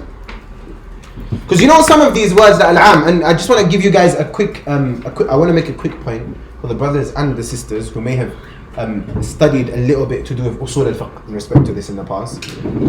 With usul al-fiqh and usul al-tafsir, there is an overlap. There is an overlap. However, if you're going to try and use usul al-fiqh knowledge over here, you're going to be misguided. Here's with inshallah, just a quick side point. I mean, if you're going to try and use your usul al-fiqh, you got usul al-fiqh knowledge over here, it's not going to help you over here. Here's with inshallah ta'ala, because usul al-fiqh, when you apply to tafsir, there's actually a big gap between the two. Like a massive gap between the two. And what makes it more dangerous is when the terminologies are the same, they sound the same, and the meaning might even be similar. But when you actually check the application, you're like, okay, hold on, no, this is very different. This is not. Like, does that make sense? Inshallah? Makes sense, inshallah ta'ala? So I'm saying, your usul, if a person has any usul al-fiqh type of knowledge where they've studied it, because this comes under dalalat al-alfaz. So it talks about, a number of, basically, it's talking about statements, if they're specific, if they're general, if they're this, if they're that. All of these things, when you're studying usul al-tafsir, please don't mix the things up. Okay, some of it's similar, that part we accept, but the part that we're thinking, meaning don't make assumptions, don't have preconceived notions. That's the key point that I want to try and make. Is that okay, inshallah ta'ala? Make sense? Yeah? Anyone who's spent some time, because I know some of the brothers and sisters, alhamdulillah, they've spent a little bit of time doing some of this stuff, but I'm saying, don't use that knowledge to determine what you're going to think right now. Make sense? Otherwise, it won't help you. Like, you have to go in with a clear mind. Go in with a clear mind. The stuff that agrees with it, alhamdulillah. Stuff that you're unsure about, the default is not agreeing right now. Wait. Take it, inshallah. Should we start? Are we ready to go? Yeah? Rearing, inshallah? Okay, let's rear into it. Okay, so in al-am here, masters, like the standard is, and this is like a standard usuli principle as well, and it's in usul al-tafsir. Al-ibratu bi'umum al-lafzi la bi-khusus al-sabab. Yeah? La bi-khusus al-sabab. What does that mean? What matters is the general meaning of the wording, not the specific reason for its revelation. Inshallah? Do you know what that means? Do you know what that means? Let's say it was revealed about something particular. Does that mean we're going to restrict it only to that thing? No, not necessarily. We may do, we may not. That's the point. We're not going to say we're going to leave it open as well. We're saying the thing needs to be looked into. This principle, though, sisters, another misconception that many people have, this is why we want to try and clear this up from the get-go, is that they think that, okay, this applies to the whole Quran. That's inaccurate. That's not true. It's not true. Is that clear? You could say this is a general principle, but it's not accurate. This doesn't apply to the whole Quran. That's not actually true. That's not true. Take it, inshallah. So we're going to explain to you guys that there's three possible ways. Yeah? There's three possible ways of looking at al-am, that general thing about the Quran. When we're looking at the Quran, there's three possible ways of looking at it. Do you get it? Yeah, there's a bit more, but the other stuff we can save to another time, inshallah. Because I don't want to share too much with you guys in one go. Let's slowly break it to you guys. Is that okay, inshallah? The goal is about getting comfortable with the content. Are we good so far? How's our focus? Good? High? Yeah? Inshallah? Okay, let's start then. The first one is al-am al-baqi ala umumihi. Meaning, it's general and it remains general. That's what we're basically saying.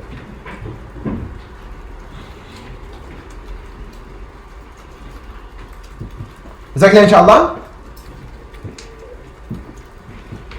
It's general and it remains general. Meaning the verse is general and it remains general. Nothing specified. It remains general. Is that okay so far? Straightforward, right?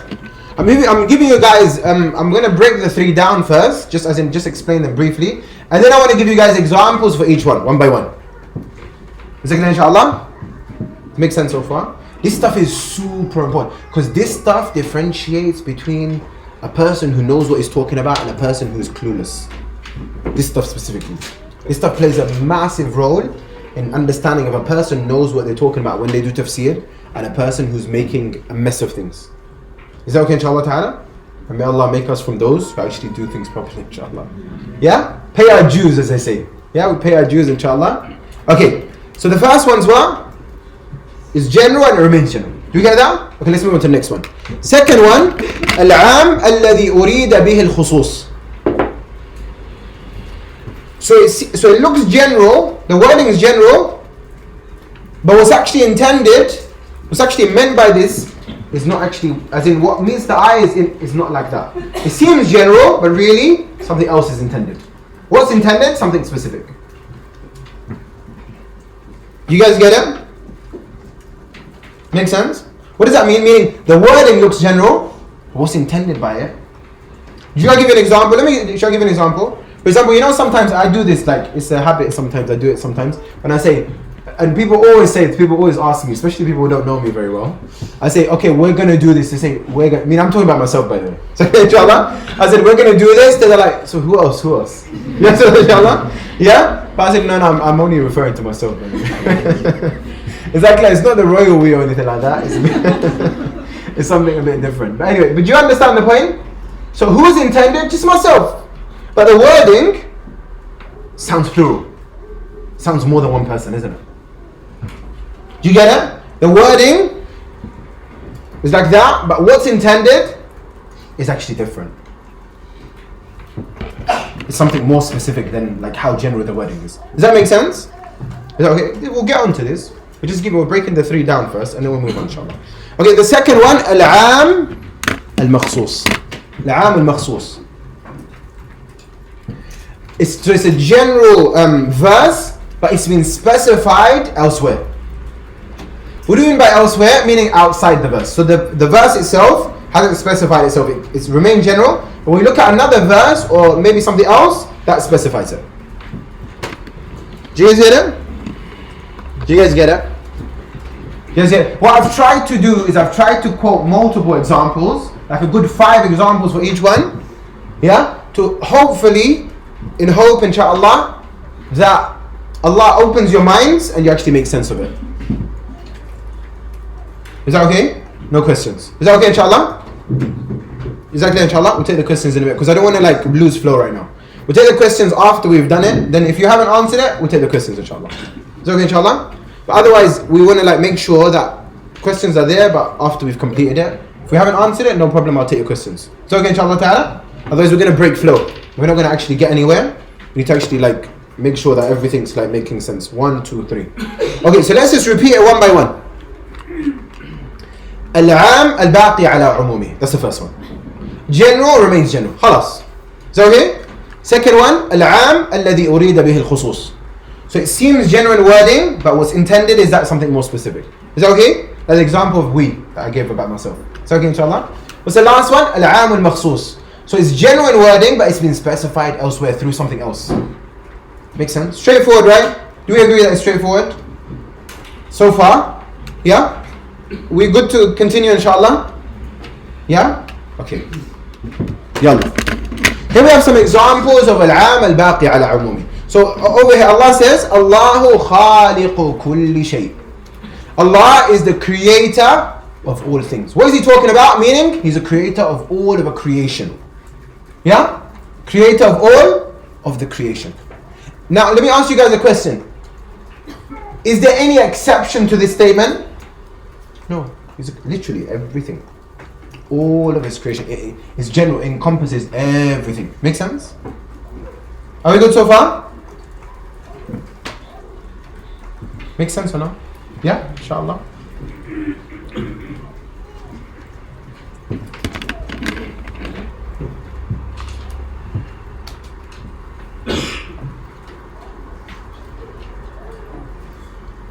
Okay, should we give another example? Is there anything specific about this verse? Nothing specific about this verse. Includes all of a creation. Let's give another example. Wallahu bi kulli shay'in alim. Allah is knowing of all things. Allah knows everything. Is there any exception to this? No. Is there any knowledge that He doesn't know? Take inshallah. So this remains general. It's general, it remains general. Is that okay? Make sense? Does this make sense of it? Is that clear? That's why with theory, ministers, when I shared the 3 points, they won't make sense unless I give you examples. You have to wait for the examples. If you get the examples, you normally get the concept. If you don't get the examples, you won't get the concept. Yeah? The examples prove that you've understood the concept. Does that make sense? Okay, let's move on. We good? Let's move on. The second one, إِنَّ اللَّهَ لَا يَظْلِمُ النَّاسَ شَيْئًا. Like surely Allah doesn't oppress or wrong the people at all. Like He doesn't khalas. There is no meaning in respect from Allah, He doesn't wrong anyone. Is there any exception to this? No exception to this. Do you get that? Make sense? Make sense? Yeah? Make sense? Yeah? Inshallah. Brothers, make sense of it as well, inshallah? Yeah? Inshallah. Alhamdulillah. Okay. All of this what? Al-'am al-baqi ala umumi. The general that remains, general. Is that okay, inshallah? Should we move on? Allahu alladhi khalaqakum thumma razaqakum thumma yumitukum thumma yuhyikum. Allah, He's the one who created you. He's the one who created you. Then provided for you. Then will cause you to die. Then will give you life. Is there any exception? There's no exceptions. Allah is the only one who created you. He's the only one who's given you everything that you've got. So inshallah ta'ala. Yeah? All of your rizq. He's the only one who's going to take your life away. So inshallah. And He's the only one who's going to give you life again. Does that make sense? Are we good so far? And a person might think, okay, but what about the angels? They're the ones who are going to pass. They're going to, they're the ones who are going to, they're the ones who blew when you're in your mother's stomach. That's when, Khalas, it was through Allah though. Allah was the one who told him to do that. They would have never done it if that wasn't the case. And the angels will come to take your soul again. Same thing. Israfil blows a trumpet. Same thing. All of these things, Allah is the one who, made them do that. Inshallah ta'ala.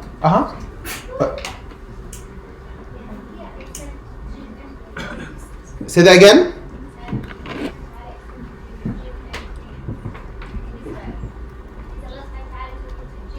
Yeah, generally. But exactly. Yeah, that's fine. Here's with us, inshallah ta'ala. But do you get this? So this is general. Yeah? Includes everyone. Okay, let's move on. The last one. This is now, the previous ones were what? Were more about what? Were nothing fiqhi related. Here we have an example which is more like ahkam, rulings.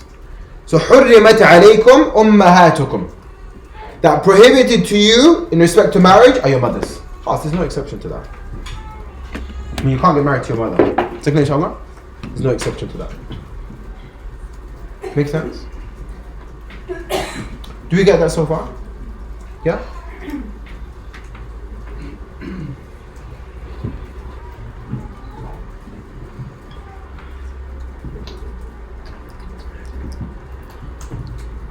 Okay, any questions? Do we all, I just want to confirm that after this, all these 5 examples, 5 examples, Al-'am al-baqi ala umumihi, general that remains general basically, general, the ayah is general and it remains general, nothing specified yet, at all. Do we all understand that? Simple, right? Straightforward. Are we in agreement? We're in agreement, right? Okay, brilliant. Because it's not difficult, but I just want to make sure that we all understand it. I don't think it's difficult, alhamdulillah. I just want to make sure that we all understand it. Is that okay, inshallah? Yeah? With that said, we're going to have a break. And then we're going to go to the third one. Another break, then we'll go to the third one. Yeah? The second one, then we'll have a break, then we'll go to the third one. Is that okay? Because you guys need to have, your brains need to be fully charged. So right now, we'll give you 1 minute to recharge your brain. Is that okay, inshallah? Barakallahu feekum. Okay. So that was the first one. Does that make sense? Does the first one make sense? Yeah? العام الباقي على عمومه. Makes sense, right? Yeah? Makes sense, inshallah. Okay, the second one, العام الذي أريد به الخصوص. The general that is intended a specific meaning. So let's look at this verse. Let's look at this verse. Okay. الذين قال لهم الناس إن الناس. Yes with us?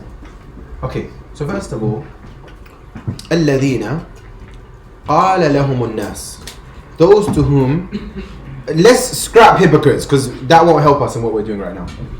الناس can literally encompass every human being. Everyone. Who was speaking there? It says, those to whom the Nas said, who was actually, you know who the Nas were? No more than 4 people.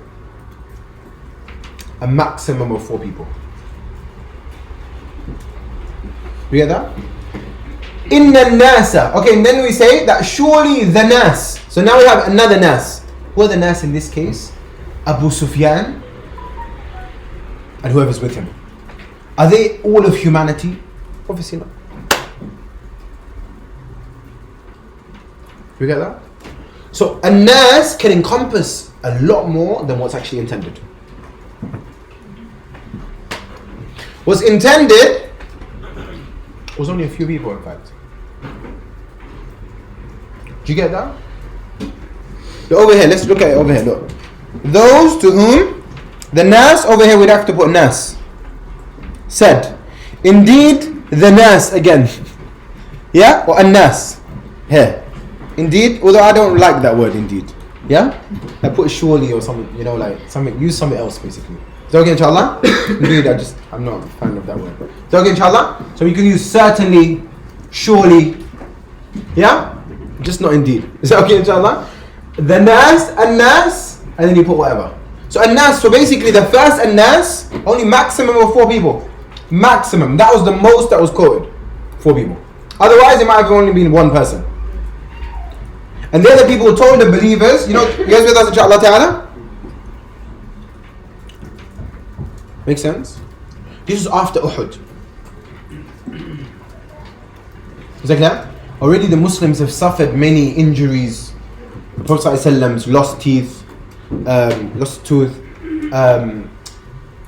Many of the Sahaba were killed, martyred. After that, we've got some people over here, maximum 4, telling them that Abu Sufyan and those who are with him, khalas, they're coming again. We go so far? Make sense? Yeah? They've gathered together. So fear them. So this was the believers' reply. Is that clear, inshallah? What happened? The iman increased, and then what did they say? Hasbunallahu wa ni'mal wakeel. Is that clear, inshallah ta'ala? Is that okay? Makes sense so far? So the second Nas just Abu Sufyan on his own, or the La Sufyan and whoever is with him. Abu Sufyan wa man ma'ahu. Yeah? Abu Sufyan and whoever is, those who are with him basically. Those who are with him. Is that okay so far? Does that make sense? Okay, let's move on. Do you get that though? Yeah? And Nas could have included everyone, but obviously that's not what's intended here. Do you guys get it? Let's move on.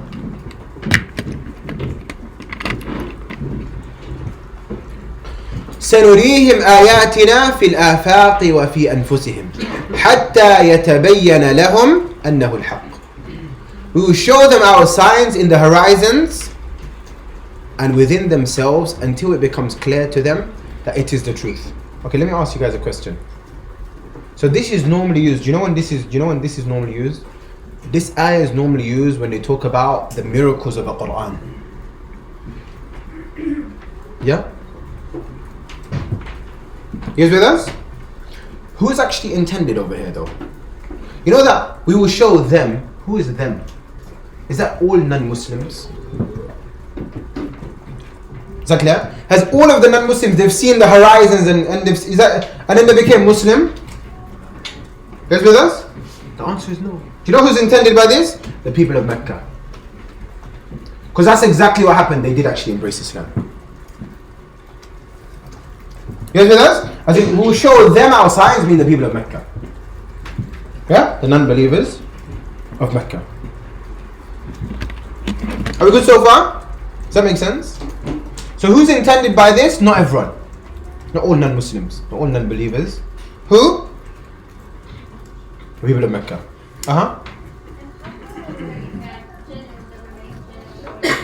That's what we're saying. That needs that you need to go back. So either you can learn it through history. History meaning the context of the verses. So like, does that make sense? Sometimes look, this is a good point. That's a good point that you mentioned. Inshallah. How can you determine that? So sometimes it's clear. So for example, in the Abu Sufyan's incident, it was evident. Anyone reads a bit of Sirah history, yeah, through the narrations. We're not saying Sirah as in through the books of Sirah. Through Bukhari and Muslim, we'll see straight away that it wasn't everyone. Make sense? That's the first point. Yeah. Second point is when it comes to this sort of stuff, we have to use our intellect a little bit as well. Yeah. You're sent to them. Was this the case with everyone? No, it wasn't the case with everyone. This was the case with the people of Mecca. It actually worked firsthand. Does that make sense, inshallah ta'ala? So sometimes what makes it specific could actually be even the aql as well. Yeah? But obviously the aql being used and looking at the history and seeing what does it actually connect with. For sure. Yeah? The sister said that is it only like scholars etc. who can do that, meaning who are specialists in this sort of stuff or who have got a skill set in this stuff? Absolutely. Absolutely. For sure. For sure. Was that clear, inshallah? So when I said it, just to clarify, when I said specify by aql, maybe we should tighten that up slightly. I mean, meaning it's not something that you necessarily need revelation that the Prophet says, oh, him in this verse, them is referring to the people of Mecca. So it's not revelation. But rather when we look at the context and we see like what actually fits in, we see like it's actually intended to be specific. It's not for everyone. Is that okay?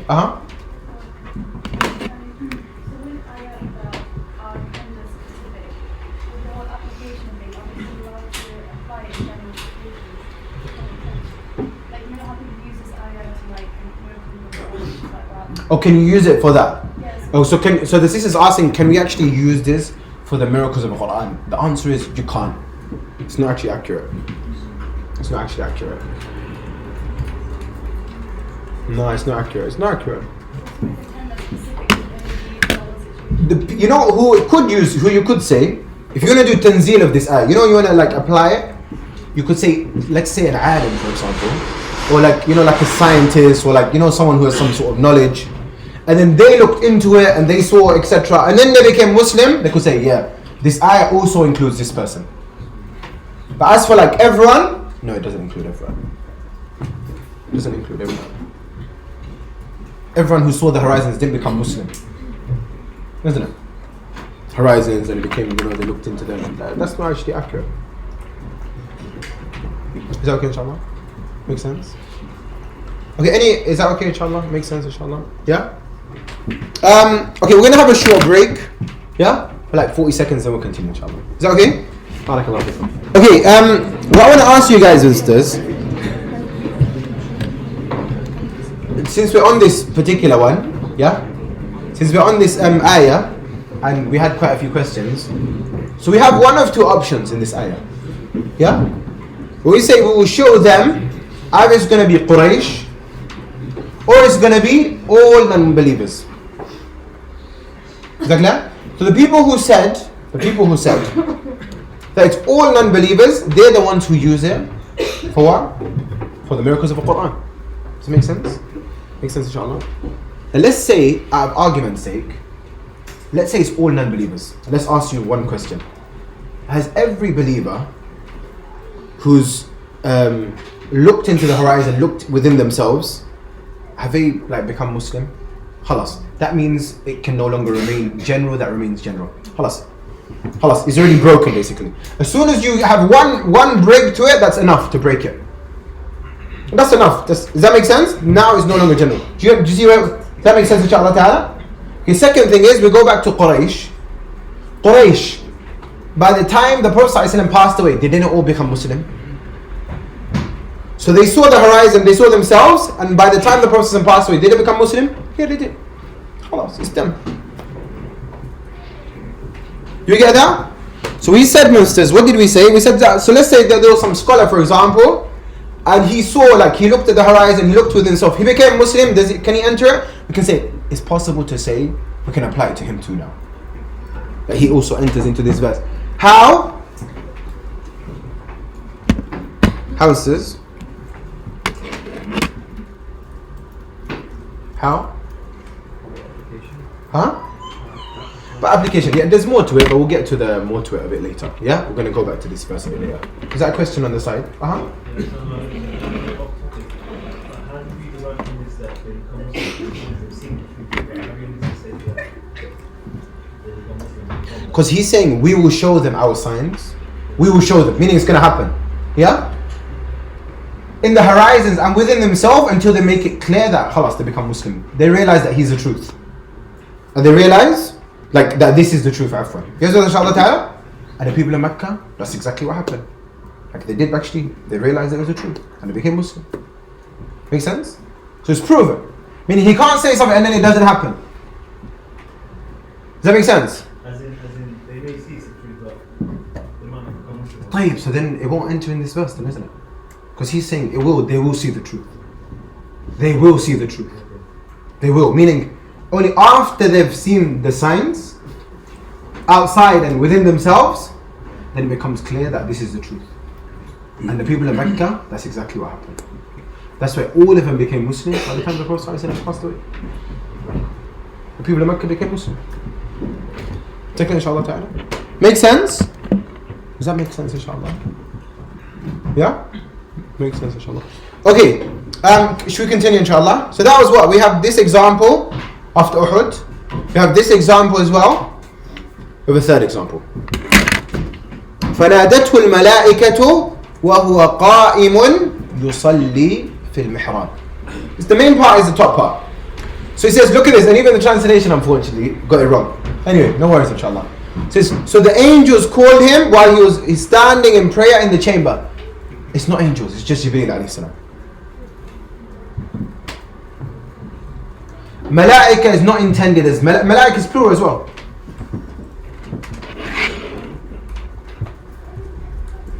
Are we good so far?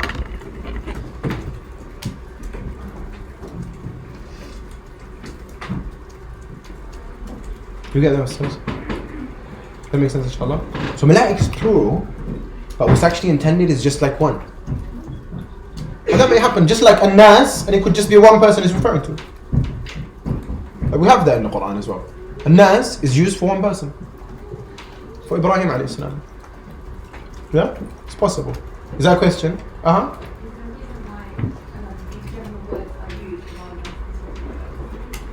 Is there a reason why general words are used rather than specific words? Oh, as in, is there a reason why that? Because it just these are styles at the end of the day. These are styles of the Quran. Yeah? Our goal is not like reasoning would be nice, but at the end we just want to appreciate. We're not, okay, so it's used like this, it's used like that. Okay, you're not thrown off basically. Make sense? Does that make sense, inshallah? And when it's used, it could be used like that, it could be used otherwise. Is that okay, inshallah? Make sense? Can we move on? Here we have another one. I think it's, how many do we have, man? Okay, cool. No worries. Okay, we have another one here. وَسَيُجَنَّبُهَا الْأَتْقَى Surah Al-Layl. الَّذِي يُؤْتِي مَالَهُ يَتَزَكَّى. But the righteous one will avoid it. Yeah, the one who gives from his wealth to purify himself. It was actually intended. It's over here, it could be like anyone. It sounds like it's general to anyone, doesn't it? Basically, anyone is going to avoid, yeah, that dangerous, like, that bad place. Inshallah ta'ala, everyone's going to avoid. And then it describes who? The one who gives his wealth to, so As-Suyuti, for example, mentions, inshallah ta'ala, that this is khas, this was revealed specifically, or is that clear, inshallah? This is specifically for Abu Bakr radiallahu anhu. These two ayahs. Yeah? You guys with us? Specifically the second one, الَّذِي يُؤْتِي مَالَهُ يَتَزَكَّى, it's referring to Abu Bakr. radiallahu anhu.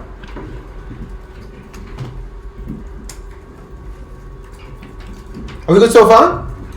Does that make sense? Or not really? Do you guys get it? Or not get it? Yeah? Uh-huh.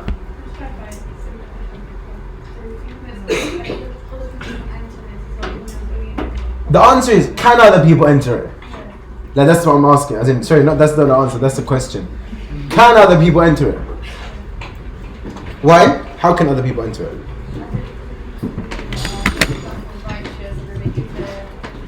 If maybe we're gonna go to this. If an ayah is if they're saying an ayah is specifically for one group of people, to say the ayah remains general, that's not accurate. That door's shut basically. If you're saying it's specifically in respect to that, it can no longer, other people can no longer enter it because of generality, as in because the ayah is still general. Like it's not, the ayah is no longer general. So inshallah ta'ala. But can people still enter? It's possible for people to still enter through a different way though. Yeah? So a different way, we'll get to that later. Yeah? Right now we just want to understand that, look, it seems general, but it's actually talking about a specific person. Do you understand the point here? That's the point here. As for can other people enter or not, we're not talking about that right now. Did you get the point though, right? Inshallah. Okay. Here's another one. So Ka'ab radiallahu anhu came to the Prophet ﷺ, and he had a situation in which he had to do something that he's not allowed to do in the state of ihram. So this ayah was revealed. Exactly, inshallah.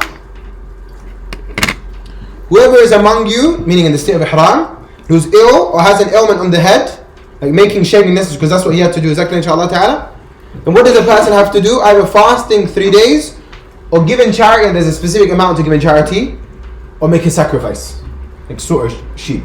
Make sense? Do you guys with us, inshallah? Do you guys get it? Does that make sense, sisters? Do you guys get it? So who is this revealed in respect to? Ka'ab. Yeah?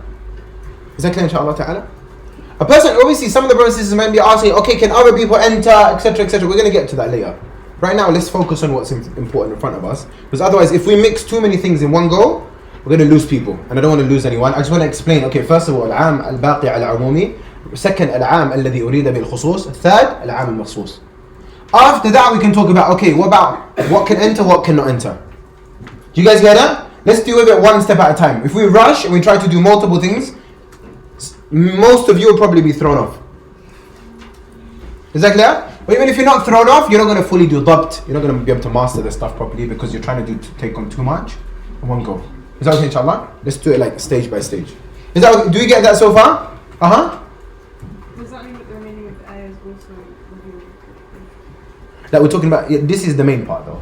Yeah, this is the main part. Like the other part, don't worry about the other part, inshallah. Yeah? Is that okay? Do you guys get it? Does that make sense, inshallah? Yeah? Any questions? No? Cool. That is the end of the second part of it. Yeah? Al-'am alladhi urida bihi al-khusus. What was the first part?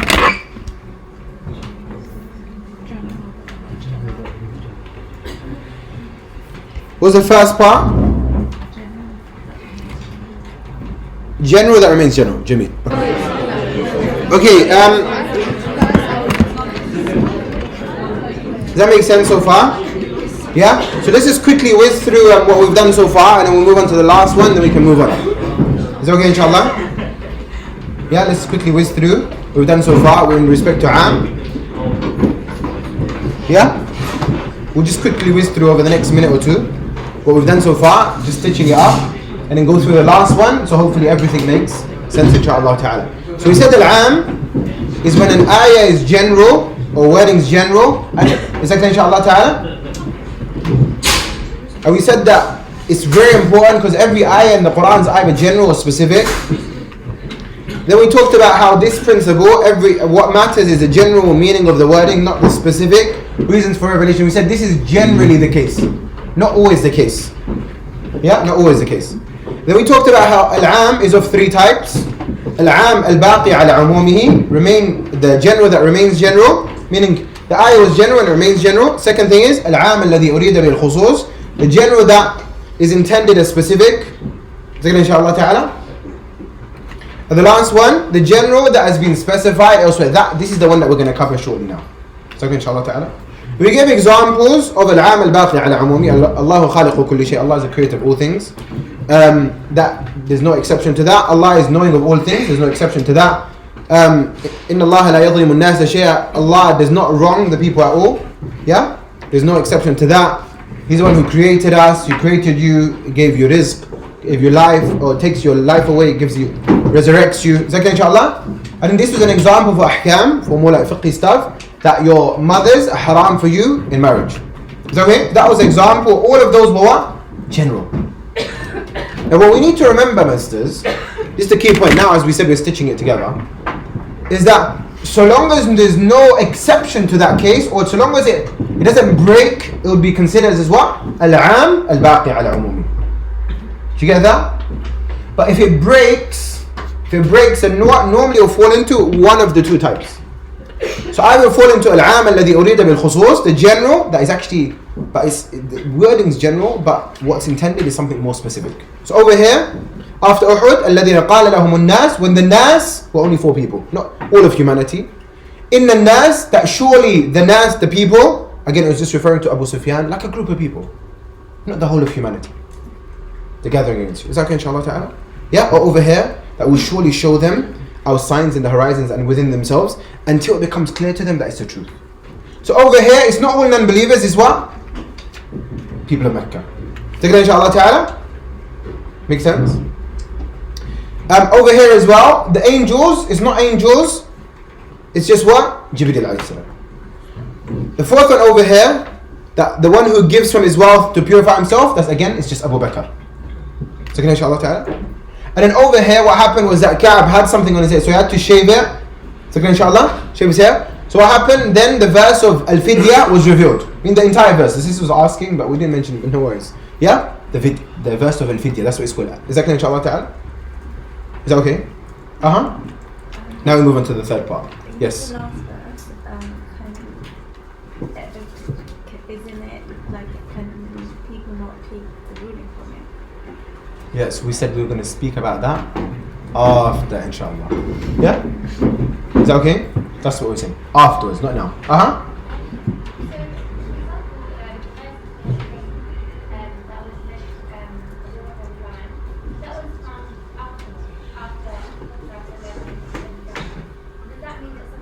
That's fine after the Prophet.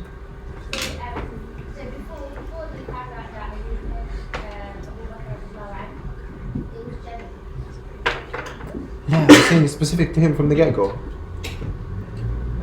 It's specific to Abu Bakr. Who said it was specific? As-Suyuti mentions that the people of the past, that's what they saw it as specific to Abu Bakr. That makes sense? Yeah? The ayah is specific to Abu Bakr. Taking inshallah ta'ala? Yeah? Okay. Let's move on. The third type, al-am al-makhsus. The general that has been specified elsewhere. Maybe we can spend some more time in terms of details. When we get there, inshallah, we can talk about it in detail. Yeah? Al-Layl is at the beginning of Juz Amma, so it's like, that will be one of the first things that will, inshallah. Is that okay? So, in terms of the details, when we get there, inshallah. Right now, the concepts are the important point. The finer details, you remember we told you guys last time as well? What's the focus? The moral, or in this case, the concept, the details, don't be too worried about the details. Like, let's not get lost in the wrong areas. Is that okay, inshallah? Brothers as well as sisters, let's not get lost in the wrong areas. Is that okay, inshallah? Make sense? Okay. The third one, al-am al-makhsus. So it's general, so over here, the ayah is general. But what happens is that we have something else that makes it specific. Make sense? Yeah? What does that mean? Meaning, maybe a verse, another verse. The verse could be connected, the verse may not be connected. Here we have an example. Look at this. This ayah. So, and those who, what? What do they not do instead? So it's basically talking about all of those people who don't call upon other than Allah. They don't kill people unlawfully. You guys with us, inshallah ta'ala? they don't commit zina. But then listen, look at the last bit though, and whoever should do that, I mean anyone who does that, they'll meet a penalty. There'll be a penalty. Inshallah ta'ala. That's how they've translated. You guys with us, inshallah ta'ala? Yeah? But then what have they said after that? Look, this is Surah Al-Furqan, ayah number 67. Surah Al-Furqan number 70 says, إِلَّا مِن تَابٍ. So there's an exception now. So now it's specified, meaning it says, is the case that all of these people, they're going to pay some sort of penalty, as in they're going to pay the price, with the exception of those who make tawbah. They're not included. It's specified now. Meaning, basically what we're saying, the only people who will receive the penalty are those who don't make tawbah. Those who don't make tawbah. Those who do make tawbah are no longer included in that verse anymore.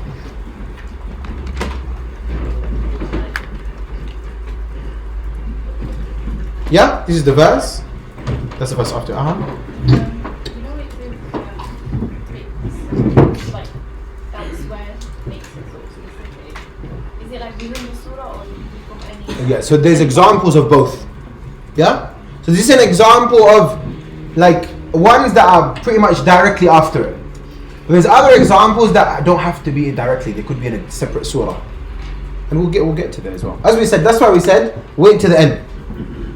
Because all of the examples are there. So when you ask early, we end up, asking a bit too early. Is that okay, inshallah?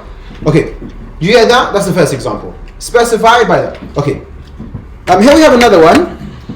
وَالشُّعَرَاءُ يَتَّبِعُهُمُ الْغَاوُونَ. And the poets, meaning all poets basically. So it's like general, includes all poets. Only the deviators follow them. Yeah, only those people who've gone wrong, follow them. So inshallah? So you say all poets. Basically, what is he saying? Every poet has a deviator following him. That's a simple way of putting it. Every poet has a deviator, has some misguided individual, misguided chap following him. Is that okay? Did you get that? So it's general, right? Is it not general? Okay. But then what happens? Yeah, I don't know what happened there, man. Inna lillahi wa inna, no worries, inshallah. So it's shu'ara over here, but over here is Shia. So that's inshallah. I don't know what happened. Somehow I don't know what happened there, man. Inna lillahi wa inna ilayhi raji'un. Anyways, it's shu'ara, it's the same surah. I just thought I'd just share that. So okay, inshallah. Yeah, so that was ayah number 24. And then ayah number 27. You guys with us? What is it saying? 227. It says إِلَّا الَّذِينَ آمَنُوا وَعَمِلُوا الصَّالِحَاتِ وَذَكَرُوا اللَّهَ كَثِيرًا وَانْتَصَرُوا. So he's giving all. So it's basically saying every poet has a deviator following them, with the exception of those who believe, do righteousness, remember Allah frequently, etc., etc. Like these. Does that make sense? So it's specified within the surah. Is that clear, inshallah? Makes sense. Makes sense. Is that clear, inshallah? Yeah? Okay.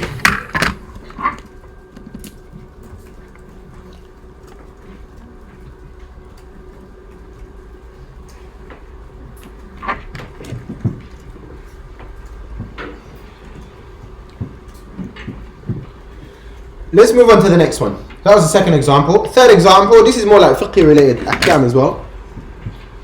Yeah? So Allah says, وَالْمُطَلَّقَاتُ يَتَرَبَّصْنَ بِأَنفُسِهِنَّ ثَلَاثَةَ قُرُوء. Divorced women remain in waiting for 3 periods. Second inshallah ta'ala. Second inshallah. So what is he saying? All divorced women. All women who are divorced, this is what they have to do. Are we good so far? Does that make sense, inshallah? Yeah? Now, unfortunately, I don't know where the slide disappeared to, but so I have to just give you the slide, inshallah. Yeah? Because I realize that the slide seems to not be here. So in Surah At-Talaq, ayah number 4. That's the ayah there's a part of it that specifies it. Allah says, وَأُولَاتُ الْأَحْمَالِ أَجَلُهُنَّ أَن يَضَعْنَ حَمْلَهُنَّ. And as for those who are pregnant, their waiting period ends when they give birth. It's not connected to periods. Because obviously, as we know, that lady who's pregnant, she doesn't normally have a period anyway.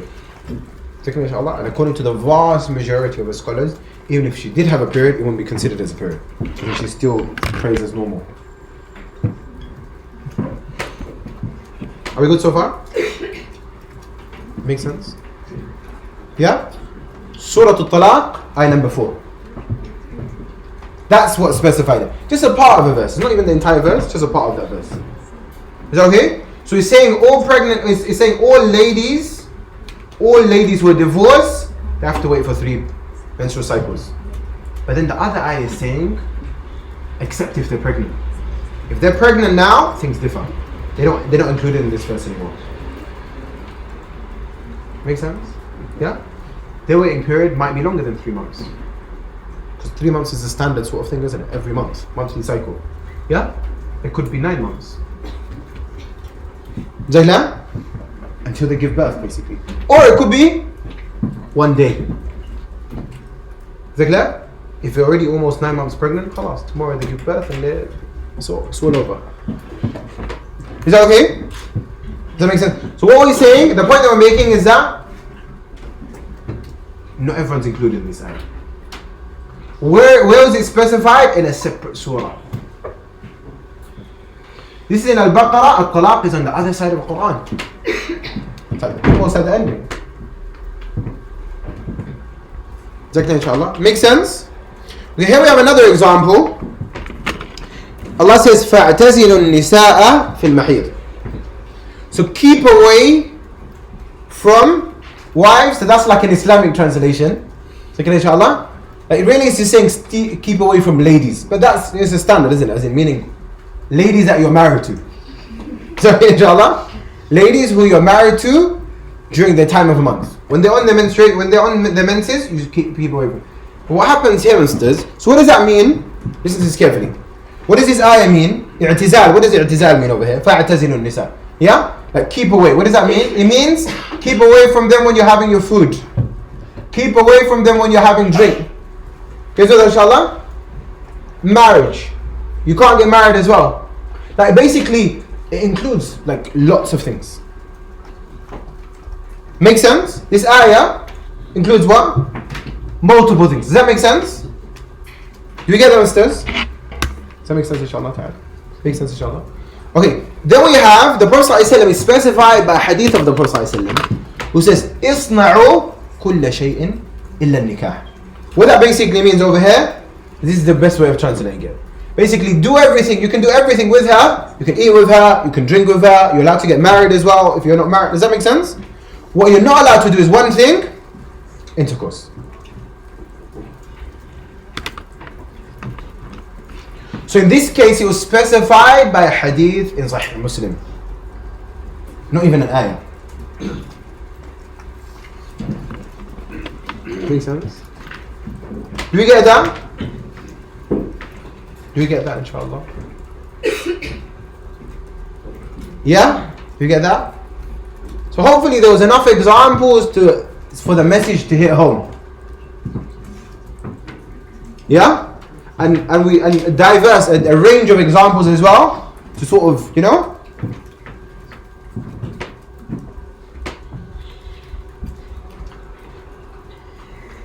answer those questions, inshallah. Yeah? Are we good so far? Makes sense? Okay.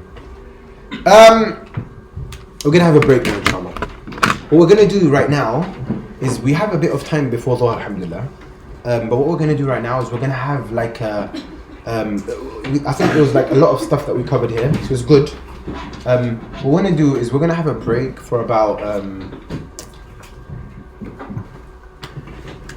8 minutes. Yeah? حيا قيوم برحمتك استغيث فلا تكلني إلى نفسي طرفة عين أصلح لي شأني كله. Okay, my dear brothers and sisters. So I think we've generally got the idea right. Yeah? So just one of the brothers, one of the sisters, just quickly remind us of all three of them in one go without looking at the notes.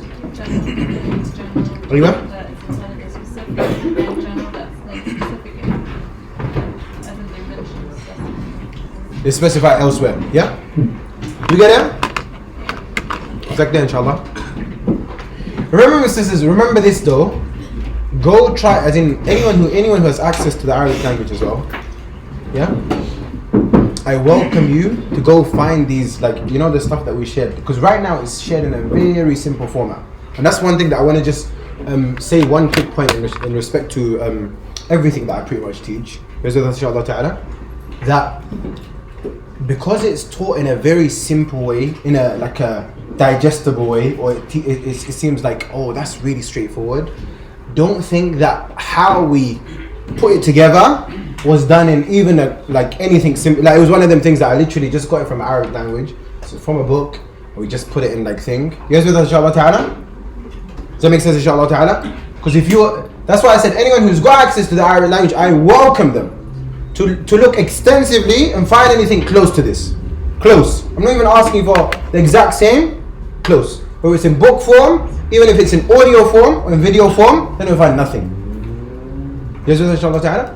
Why am I sharing this point? The goal over here is not to say that, okay, this is the thing. The goal over here, ministers, is because sometimes the way we function, especially those of us who have been to university, sometimes we may function that if it's really simple, then it must be like, it can't be difficult knowledge.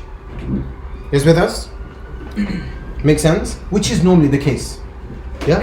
But I'm saying that the way we do it, how I see it, is that if I can't break it down in a very simple format, I'd rather not teach it. Because what's the point spending 6 hours with you guys and everyone leaves the room baffled? Think about it yourself. Like, what? There's no fa'idah whatsoever. Is that inshallah? So a lot of the stuff that we spent, maybe I spent 6 months in a lot of this stuff, and I gave it to you guys in an hour or two. Or I may have asked like hundreds of questions, and then loads of research, and like spent loads of times, like went through loads of things, and we just gave it to you guys like on the plate. So why am I sharing this simple point, sisters? So when we share it to you guys, if someone's put all of that effort in for you guys, don't like devalue it by thinking, oh, it's simple, it must be easy. It doesn't work like that. So inshallah ta'ala, does that make sense? Rather, what a person should do is that, alhamdulillah, someone else has put in all of the effort and they've given it to me on the plate. Now what I need to do is I need to embrace it. I need to appreciate it. I need to value it. To thank Allah that I'm understanding it very easily, and do shukr so He continues to allow me to understand it very easily. Otherwise, if you don't do that, remember this, mark my words, sisters. If a person doesn't do that, they'll be worried that it will be taken away from them. Remember that. Second, inshallah ta'ala. He was with us, inshallah ta'ala. I remember even I was telling one person as well recently, and I was generally as well, I said even all of the questions like I had for teachers, or I still have, to be fair, when I'm asking whether it's on this science or etc., like pretty much every question that I asked and I got it answered, I thanked Allah that I got an answer. You thank Him, He gives you more. But if you're going to think that, because the problem is sometimes we see things as standards, we don't see things as ni'am. As in we can't understand that these are bounties that can be taken very easily. How? Allah knows how they're to be taken away. Just like He gave them randomly, and you're like, alhamdulillah, we done this, alhamdulillah, that happened, alhamdulillah, we crossed paths, you know, like all this, it can be taken just like that too. So just like it's working, or you're getting an answer for what you're doing, is that clear, inshallah? Like, don't see it as in value what you've got here, sisters. Person gives you something, thank Allah, and Allah will give you more. Allah will give you more, not myself or anyone else. Allah will give you more. But when a person thinks that, oh, no, it's a given, it's a standard. When you see things as standard, things are taken away. Tell you that, sisters. When you see things to be standard, they will be taken away. Mark my words. Second, inshallah. And when they're taken away, it's very rare for them to return. I'm not saying they won't return, but I'm saying it's very rare for them to return. Make sense? Second, inshallah ta'ala. So what we're saying is that when it comes to this stuff, as we said as well, before we actually go through it, before we start the tafsir and the tadabbur, we want to make sure that everyone who joins us in the tafsir and tadabbur, we're going to make that a condition in between as well, in between the classes time, that everyone who joins us in the tafsir and tadabbur of the ayat has gone through the test, otherwise they don't attend. You guys with us, inshallah? Because they're not going to be able to appreciate the material. They go through the entire, as in they've been tested on all of the content, the prelude. Otherwise, they're not going to benefit themselves, nor they're not going to help. But I don't want to be insincere towards you guys. Is that clear, inshallah? Make sense? Otherwise, just attending on the day and a person didn't, that's a condition. Does that make sense, inshallah ta'ala? Does that make sense? Otherwise, we're going to repeat stuff loads and loads of times because many of the brothers and sisters, they're not going to be like, they're not switched on. They didn't actually like, you know? Is it clear? How's the exam or how's the MCQ? It's just going to be MCQ. MCQ, that's it. MCQ. Is it clear, inshallah ta'ala? So a person multiple choice test, we'll see, okay, like how is it? Is it clear, inshallah? Then after that, I can tidy up people's understanding after the MCQ. Make sense? And then after that, what happens after that? We start. But at least that way, when we do it, we're all, every single one of us, we're on the same page. I don't know if I shared it with you guys, but I'll share it with you guys briefly right now. In the past, when we allowed people to enter level 1, yeah, we only gave them one request, which was attendance. Now, specifically from next year, we have 3 conditions. If they don't follow those 3 conditions, they shouldn't sign up from the get-go. Are we good so far? The first condition is attendance, that's a given. And if they can't attend, it's not the end of the world because they had something important. But what happens? They listen to the recording, they watch it. The second thing is, they go through every single MCQ. It's not going to be based on 10% or 20% or 50%. Every single MCQ needs to be answered. And attendance, if they haven't attended, they need to follow. We're not going to put 50% attendance anymore. Like they're not going to survive, they're not going to attend. They will not get through to the second level anymore. Because the amount, alhamdulillah, the amount that Allah has blessed us in terms of like, in that area, like we don't need to put, we can raise the bar right now in terms of conditions, we can raise it very high now, alhamdulillah. So inshallah ta'ala, I'm going to make sure that everyone who comes into the program, they actually want to benefit from the program. And benefit from the program means attendance, and they go through every single recording, if they haven't. Benefit from the program means they go through every single MCQ, and there's only 20 in level 1, level 2, it's only 20 anyway. And benefit from the program, number 3, is that we ask them to do something, they actually do it. If they're not willing to do it, because you know what? Do you know where the problem comes in? Problem comes in is the program, like one of the brothers told us right at the beginning, he said, we should call it the change program. It shouldn't even be called spiritual antidote, nor should it be called beacons of light, because it's supposed to change someone. So if a person is not carrying out the task, they are not going to change. See that from now. They're going to leave their room 1 year time, 6 months time, 2 years time, 5 years time, and they're still the same person. Why? Because they didn't actually follow the simple points. We're not asking for much. Like look, all of these things, listen to this. The amount that we're charging, are we going to change the amount? No. Charging, like, how much we charge? We've been charging level 1 £60 for the last 3 or 4 years. Is that clear, inshallah? We're not changing that. The amount, we're not interested in more money. We're interested in giving people the due right. But it has to be a two-way thing. Is that clear, inshallah ta'ala? Does that make sense, inshallah? So I'm saying likewise, misters, that same thing that we're applying in level 1 is going to be applied across all levels. Because everyone has to be on the same page. That's why when we told you guys that we need to recap level 1, level 2, I didn't mean it as some recommendation. This is like a must. Is that clear, inshallah ta'ala? That they revise it, they go through all of the MCQs, and they carry out the tasks. Do you get that? Otherwise, what will happen, misters? Let me tell you what will happen. A person comes into the room, leaves 4 years time, 5 years time, however many years time, and the parents, they're cursing us, meaning the program, because they're like 5 years and they haven't changed at all. They're still a pain as a son or a daughter. 5 years and they're still the same. And they're probably cursing us. Who's with us? And did we teach them to become like that? Do you get where the problem comes in? Inshallah ta'ala. Whereas if it's like, okay, I'm doing it one step at a time, I'm here, because I admire youngsters. Before we would make it that, okay, people come in. Why do they come in? Because at the end of the day, it's better them coming in here than messing around, like, you know, basically doing rubbish during their time. But I feel right now, the stage that we're in, if a person is not willing to carry out these simple 3 points, then instead someone who does want to carry them out is more deserving of that place. Only makes sense, right? Does it not make sense? I think it makes perfect sense. Is that clear, inshallah ta'ala? And obviously we're only going to take their word for it. So for example, in the MCQs, in level 1 right now, in the MCQs itself, because we've started to implement this in the level 1 class. Although when they signed up, they only signed up for attendance. But in the level 1 class, at the end of the MCQ, goes with us inshallah ta'ala, at the bottom, we asked them about the previous week. Goes with us? Okay, so for example, what was the action last week? Who did it? Who did it? We want to know, like, who actually carried it out. Okay, what about this? Did you do this too? So we have it, so we see a percentage straight away. We can see exactly who done it and who didn't do it too. Does that make sense, inshallah ta'ala? We have to take the word. We can't, like, no one's going to be, spying or interrogating. We're not going to do any of that. We're going to take people's word for it. That we can't. We have to take people's word for it.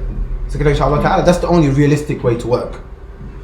But what we are saying is that the same applies across all of the levels. Make sense? Yeah? So what we're saying, my dear brothers and sisters, simple point that we're making, is that we'll just summarize what we've just said so far. We said, number one, the way the info, we've made it super easy. Super easy. So inshallah, I've tried to make it bite-sized. That person who's never studied anything, they'll be able to come in and they should still be able to make sense of things, generally speaking. So inshallah ta'ala, is that clear? That's the first thing. So we're saying, do shukr for Allah for everything you understand. And actually, as you know, the report that some of the scholars authenticate on the Prophet ﷺ, he said, trap knowledge. And when the Sahaba asked him how, he said, bil kitaba, by writing it down. Yeah, by writing it down. So I don't believe we have any Bukharis in this class, to be quite frank. We don't. Basically, we don't have no Bukharis. So inshallah ta'ala, nor do we have a Daraqutni or anyone other than that. So inshallah, so that means they got to use either their pen, or they use their laptop, or their tablet. So inshallah, that's the first point. And you do shukr, that's really important. Do shukr, monsters. Don't just say, oh yeah, that makes sense. La. Thank Allah. Is that inshallah? That's the first point. Second point is, tidy up your notes and be ready. Is that inshallah? So we can have an MCQ, everyone, we feel like, okay, everyone's generally trying their best, we move on. That's the second point. Third point is, the point about level 1, the review for level 1, that's really important. If you haven't been reviewing level 1, and you didn't actually take the thing, you only done 1 lesson, or 2 lessons, or 3 lessons, or whatever it is, maybe you need to like go back. And it's not heavy content, it's actually light content. It's light content, it's only like each lesson is an hour and a bit. Like one brother was telling me how he was watching it on his way to work. I thought that was really good. Smart. So inshallah ta'ala, I think that's a smart thing to do, to be fair. And even if you're a person who's like, oh, I already know some of his stuff, inshallah ta'ala, then maybe you can put it on a bit faster. It's true. Put on 1.25, like, 1.5 maybe. Inshallah ta'ala. But the parts that make sense, and for the parts that you're not sure about, khalas, just like calm them down. But I would say, you need to, when you're doing it, it's not about if you know it. This is where the problem comes in. A lot of brothers and sisters don't get this point. We really need to like drill this point home. It's not about if you know it. It's about if you live it. If you don't live it, who cares if you know it? Iblis knew lots of stuff. Sahara. If you know it, who cares if you know it? Like, that doesn't mean anything. Loads of people know loads of stuff. Where did it get them though? Didn't get them in. Is it going to get you? As in, does that make sense? If you're not living it, it's not going to change your life. I'll tell you that from now. It's not going to change your life. So by seeing it as no, like what you do is when you're going through it, you see, am I living this? No, I'm not. Write this down now. Am I living this? No, not this as well. And then you go through the one, you start implementing it for 2 or 3 days, then you go to the next recording. That way you benefit. Does that make sense, inshallah ta'ala? Any questions? Did you have a question? No worries, no worries. So when Sheikh says like living it, does that mean implementing it? Yep, that's what it means. Yeah? It means implementing it. Yeah. So living it means you know it and you implement it. So let's say, for example, we shared the, let's give a simple example to see, like, let's see. You can answer this question yourself. Discussing Islam with others, the stuff that we shared with you guys, even with this one, and I told you guys, this year's level 1, the way we done it, I think was probably the best one that we've done, alhamdulillah, so far. So inshallah, and it's only about 30-40 minutes discussing Islam with another person. You can do it with your own family friends, your own family, siblings, for example. Are you able to do that? And remember this, sisters, some of the brothers and sisters shared other stuff with me, like, oh, but you know, if we look into this, and they checked online how there's this way of presenting Islam, there's this way, there's this way, there's this way. We already know about most of those ways. Most of those ways are flawed. That's why we gave you guys the stuff that actually, that the standard person is not, does that make sense? Specifically about the Quran stuff. The stuff that the atheist guy or the ordinary person is not going to be able to have an answer for.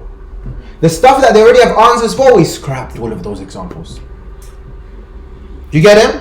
So some of you guys might look and think, oh yeah, but there's another way, and there's all this and there's that, and actually, you know, and this, that work for you as a Muslim. For Muslims, even if you show an orange and you show and it says, oh, there's Allah, they get excited. Yeah? It doesn't take much to make Muslims excited. That's the way that I'm trying to make it. Yeah, Muslims get excited over ghareeb stuff. Like really strange stuff. Like, you know, I don't get it, to be fair. Yes, with us? But I'm actually talking about for non-Muslims, they need to also get excited. They're going to get excited when you show them the orange. It's true, they're not going to get excited. So we need to actually give them something a bit compelling. You guys with us? Does that make sense? And this is, as we said, the approach that we're sharing with you has been used for 40 years. 40 years in England. And shahadas, they get shahadas weekly. Loads of shahadas. You guys with us? Like the brother, imagine this, the brother, he said one day, Shaykh, he says, I was wearing a thobe and I only got 6 shahadas that day. It's the day he's wearing a thobe. Normally he doesn't wear a thobe, obviously. Yes with us? How many people get 1 shahada? Yes with us? Discover Islam, we were trying. Yes with us? So Hannah, it's true. Like, let's be frank. So I'm saying, sisters, when I share stuff, please don't think that this is some random guy just sharing stuff. Like with this particular skill set, this wasn't my skill set. Like giving Islam to non-Muslims, we didn't learn that in Medina. We did not learn that in Medina. Not inside, nor outside. So I spent time with this brother. We went through all of his material once, twice, 3 times, maybe about 5 times. We spent hours basically. Hours on the phone, hours in person as well, on the material. So inshallah. And then after that, I'm critiquing the material, I'm consulting people who are specialists in these different fields. Inshallah. And then after that, we're giving you the conclusion. That's why I said everything that we share, please don't think that this is some random stuff that we just read in one of them Discover Islam books and we're just passing it on to you guys. Yeah, it's true, because I genuinely think that some of you guys might think like that, oh yeah, Sheikh's not really a specialist in this anyway, and there's all this science random stuff, so he must have got it from some, you know, some dude. You guys with us, inshallah ta'ala? Does that make sense? You guys with us? So no, I genuinely think some of you guys might, in the back of your mind, that's probably what's going on. Yeah? You guys with us? The brother doesn't think that's the case. We hope that's not the case. Yeah? We hope that that's not the case. But what I'm just saying to you, that in case the shaitan ever does say that to you, you can tell them back that no, that's not the case. Inshallah? Do you get that? So all we're saying is that each part you check, okay, can I tick off this module? Like, for example, articulate your faith. Can I do that? Have I practiced it at least with 3 or 5 people? Yes, I have. Khalas, now I'm done with the first module. Okay, for example, winning hearts. When I have that first impression, am I practicing that point, for example, all of those points? Does that make sense? Am I positive in my life in the points that we said? When it comes to complimenting, like basically there's only a few, there's not loads of points. They're very limited in numbers now. It's actually very limited. I've really trimmed down the content from back in the day. So inshallah? Yeah? You guys with us? So all we're saying, brothers and sisters, is what? You need to start doing that. Is that okay? Okay, we're going to have a break now, inshallah. And then just maybe for you guys to soak in, you know, the stuff that we just shared. And then we'll move on to the next part. What we have here, is that clear, inshallah? Oh yeah, there was one more point that I'll just quickly mention as well. Yeah, to finish off that point, inshallah. Yeah, since I mentioned that point, I was saying that just like I mentioned, that there was a lot of time, yeah, a lot of effort. The other point that I wanted to mention as well, that even for tafsir, for example, for this science, the people that we've consulted in pretty much every topic, if it's hadith related, then it's hadith. If it's tafsir, like in this, for example, we've basically consulted like the biggest authorities in the science globally. I'm not even talking about on a small scale, like globally. Are you guys with us, inshallah ta'ala? Does that make sense? So this isn't some random stuff. Like obviously, you guys with us? Like, you know when I speak, for example, sometimes I quote a little bit of slang, sometimes I quote, yeah? Or I have a little joke. So sometimes people think that because he quotes jokes here and there, he has a bit of slang, it can't be like some deep stuff. Take it, inshallah? We quote that sort of stuff. Like I've had to go back to my old days. You know, when I was a kid, basically when I was younger, I've had to bring the slang back from 20 years ago or something. You guys with us, inshallah? Like a long time. And a lot of those like random things that the different side of myself, I've had to bring it back. Why? Just so people can swallow them. Like people can, like, you know, to make the content a bit more engaging, a bit more entertaining. Does that make sense, inshallah ta'ala? It won't work. Like for example, when we would go to class, the teacher would, I don't remember, like it's rare to find one of my teachers in one of those classes to smile, let alone laugh. Wallahi, to smile. And I genuinely thought that maybe that's the way to actually deliver. So I remember my first years, that's how it used to be. Last day, yeah, okay, yeah, fine. Yes, not in a bad way. I'm just saying, as in, I just thought that, you know, like we have to be serious and stuff. I had to change this side of myself. I had to actually shift, and now the smiles are no longer smiles. We have to just be serious. We have to be real. Yes, inshallah. And that's it. And to me, that didn't come naturally to me. That side did not come naturally. I was like, you guys with us, inshallah ta'ala? Yeah? Didn't come like, you know, like naturally. I thought you just be yourself, basically. Exactly, inshallah ta'ala. But then I realized afterwards, I thought to myself that like this style of teaching is quite intimidating. Like people on the receiving end, they never see a smile, they're a bit worried even asking you a question. Like they think about 10 times before they ask you a question. Even then, you see them shaking a little bit, you know, and maybe sometimes they drop my fall from their cheek or something. Yeah, as in, so the point that I'm making is that like people are struggling, like they can't connect. So I remember then I was consulting with some of my teachers where I said, look, like I've changed my style now. What are your thoughts? Like I thought I have to change my style now. I have to just, you know, please don't find it too intimidating. I have to just like smile. I have to quote a joke. I'm not gonna be a joker. Just that's what I'm gonna do. Just quote jokes and stuff. But you have to just be in between someone. Is that clear, inshallah? So they thought it was a really good idea. So that's how it's supposed to be. That was another sheikh though. Is that clear, inshallah? As in not everyone will agree with that, basically. Yeah, not everyone will agree with that. But I think it's more of a style. I think it's more styles, to be fair. You know? And understanding your audience and what they'll connect with. Because what I found is that when you're too serious, the people in front of you, number one, they're intimidated by your presence. And number two, they start to put on this ideal version of themselves, which is not true. So it's actually fake. Like almost everyone in front of you is fake, basically. But when you start like you're a bit more chill, you're a bit more chilled out. It seems a bit more like you're normal. Yeah. Now they start to behave how they are. Like they start to behave a bit more real. They might still have their guards up slightly in class, but at least their guards are lowered, so if they make a mistake, you can rectify them. But when they're acting like an idealistic person, you can tell, you can read through it. As in, I can read that. This is all fake in front of me right now. All of this is fake. Is it inshallah ta'ala? So then what happens, you can't even help the person. Because they're putting on the front, this sort of facade, this inshallah, this sort of mask. You can't really, like, how do you help the brother? How do you help the sister? You can't help them. But you led to it because of your sort of standards that you're sort of laying down to them. Do you get it? Makes sense, inshallah? Yeah? So as soon as you lower your guard, everyone else starts to lower their guards as well. Yeah? Does that make sense? That's exactly what happens. You lower it, everyone else is lowering their guard as well. And now we're seeing people more like what they really are. More, I won't say 100%, but it's closer to what they really are. Second, inshallah ta'ala. Makes sense. Okay, any questions? No? Okay, we're going to have another break. 30 seconds, inshallah. And then we're going to start. Barakallahu feekum.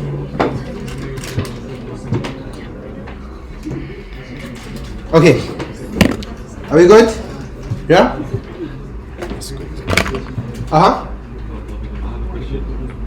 That's fine. You can, we can deal with your question when we're done, inshallah. Yeah? Let's finish off the topic.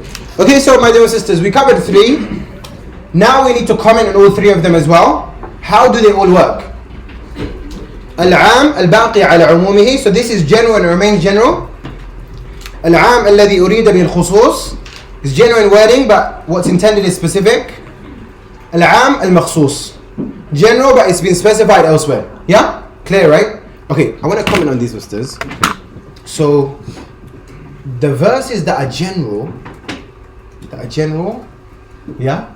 Al-'am, this one basically, that means that other things can enter it.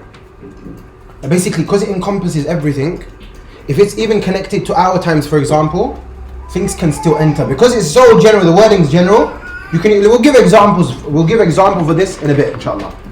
But the point that I'm making is that meaning it remains general. Do you guys get it? Make sense? Let me give you an example, yeah? Here, over here, look at this part. وَأَنْفِقُوا فِي سَبِيلِ اللَّهِ وَلَا تُلْقُوا بِأَيْدِيكُمْ إِلَى التَّهْلُكَةِ. And do not throw yourselves with your own hands into destruction. Is it clear? Just that part. Don't throw yourselves with your own hands into destruction. Why was this revealed? This was revealed because the Ansar, they weren't spending in the way of Allah. That's what Allah is saying. Spend in the way of Allah. And then, is that clear, inshallah? Don't throw yourselves into destruction with your own hands. Do you get that? You know the same ayah, the same part of the ayah. Do you know what scholars in our times and later times, you know what they use? You know what they say? What enters into this? Anyone? Smoking. Like, you with us? Anything that's going to destroy the person, it's going to kill the person, they say that enters. But why are they saying that? Why was it revealed for something very different though, isn't it? You guys with us? But they're saying because the wording is talking about just destroying yourself with your own hands. It can encompass many things. Do you get that? Do you guys get it? Does that make sense or not? Make sense? What's up? Sorry about that. Okay, go on. Go for it.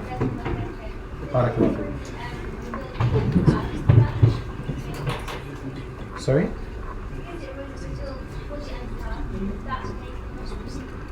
We'll talk about that in a bit, inshallah. Yeah? But I just wanted to give an example for the moment. It's a good question, but we're going to answer it, inshallah.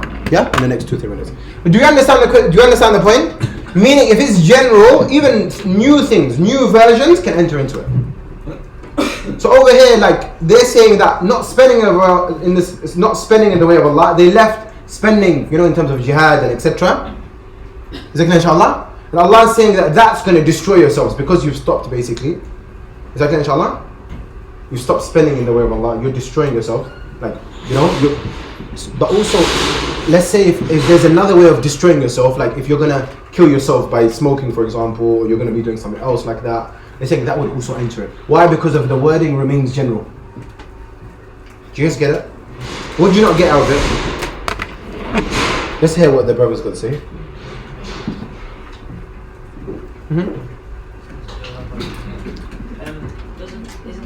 Doesn't this ayah fall under the second one? Because it says, when it says yourselves, is it not speaking about the Ansar directly?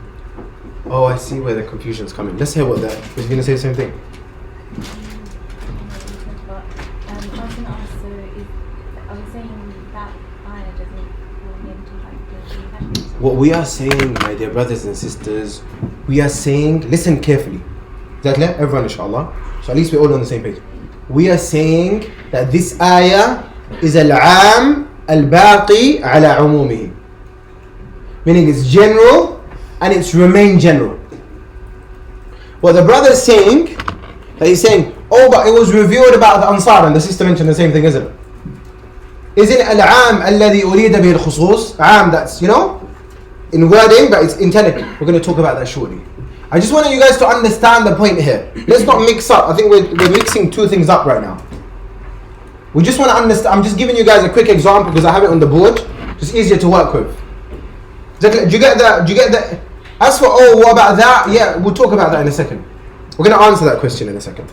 But do you understand the concept so far? That's a general wording and it allows this. Is that okay so far? Yeah? Okay, brilliant. Okay, that's the first point. So what does that mean? The ayah is what? Is general, and even other things that seem a bit different can enter into it. Basically, any way of destroying yourself will fit under it. You get that? If any way of you destroying your own self can fit under it. Make sense? Yeah? Perfect. Okay, let's move on. That's the first type. Sisters at the back, we getting it as well in the middle, inshallah? Yeah? Yeah, everyone, inshallah? What about the brothers? Everyone as well, inshallah? Okay, brilliant. Okay, the second thing is العام الذي أريد به الخصوص. So it's general wording, but it's intended to be specific. Yeah? Do you get that so far? This is this requires a lot of focus. So if you're not focusing right now in these 2 points, you're going to be lost, to be quite honest with you. The first one allows like many things to enter because of its general. You know, the wording is still very general. Do you get it? The second one over here, well, let's go back to some of the examples. Let's go back to some of the examples quickly. Yeah? Look at this. We said Ka'ab had some problem on his hair, on his head. So he shaved off his hair. So he done something you're not allowed to do in Ihram. So then this verse was revealed. So what does he have? Anyone who's unwell, or who has got some ailment, some problem on their head, and they have to shave off their hair, but what do? One of 3 things. Either they slaughter a sheep, which is a sacrifice, or they fast, a number of days, which is specific again, or they give in charity. Make sense? Fast, you guys with us? Like 3 days. Or they give in charity 6 poor people, and there's a certain amount that they have to give for each person. Is that clear? That's not important here. I'm just mentioning that so you understand that. Is that okay? So let me ask you guys a question.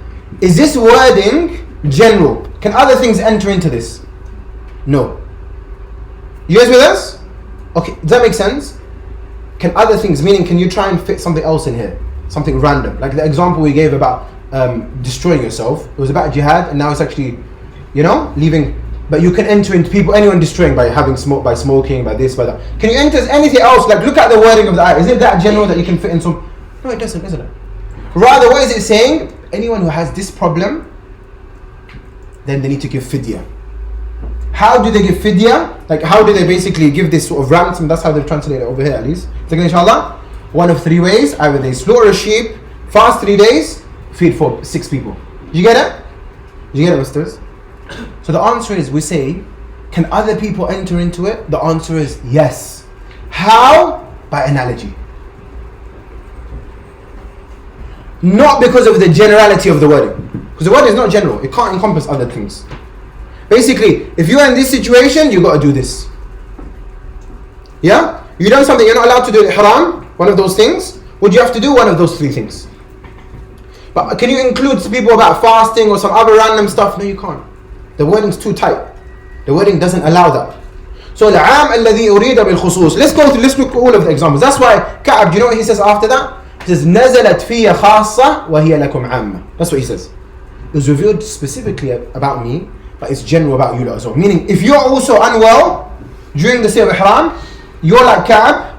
Is it clear? You have to shave your hair, for example, or you're sick. Does that make sense? You have to make some exceptions. You fall into the same thing. You have to do one of the 3 things. Do you get it? Is that okay, inshallah? You get it? Let's look at the examples quickly, inshallah. Yeah? Okay, what about this? Let's look at all 5 examples quickly. No, it's not just specific to shaving hair. It's basically any of the things that are haram during the state of Ihram. Anything that that are forbidden during the state of Ihram. Is it okay, inshallah? Yeah? There's multiple things basically. Is that okay? Is that clear?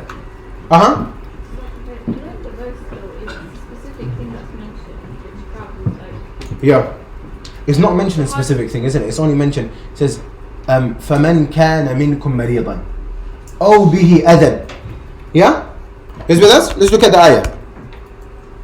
So he's saying, whoever among you is ill. He's not unwell. They're saying he wasn't really unwell. What did he have though? He had an ailment on his head. Is with us? Makes sense? Yeah? You got something? No. Go for it.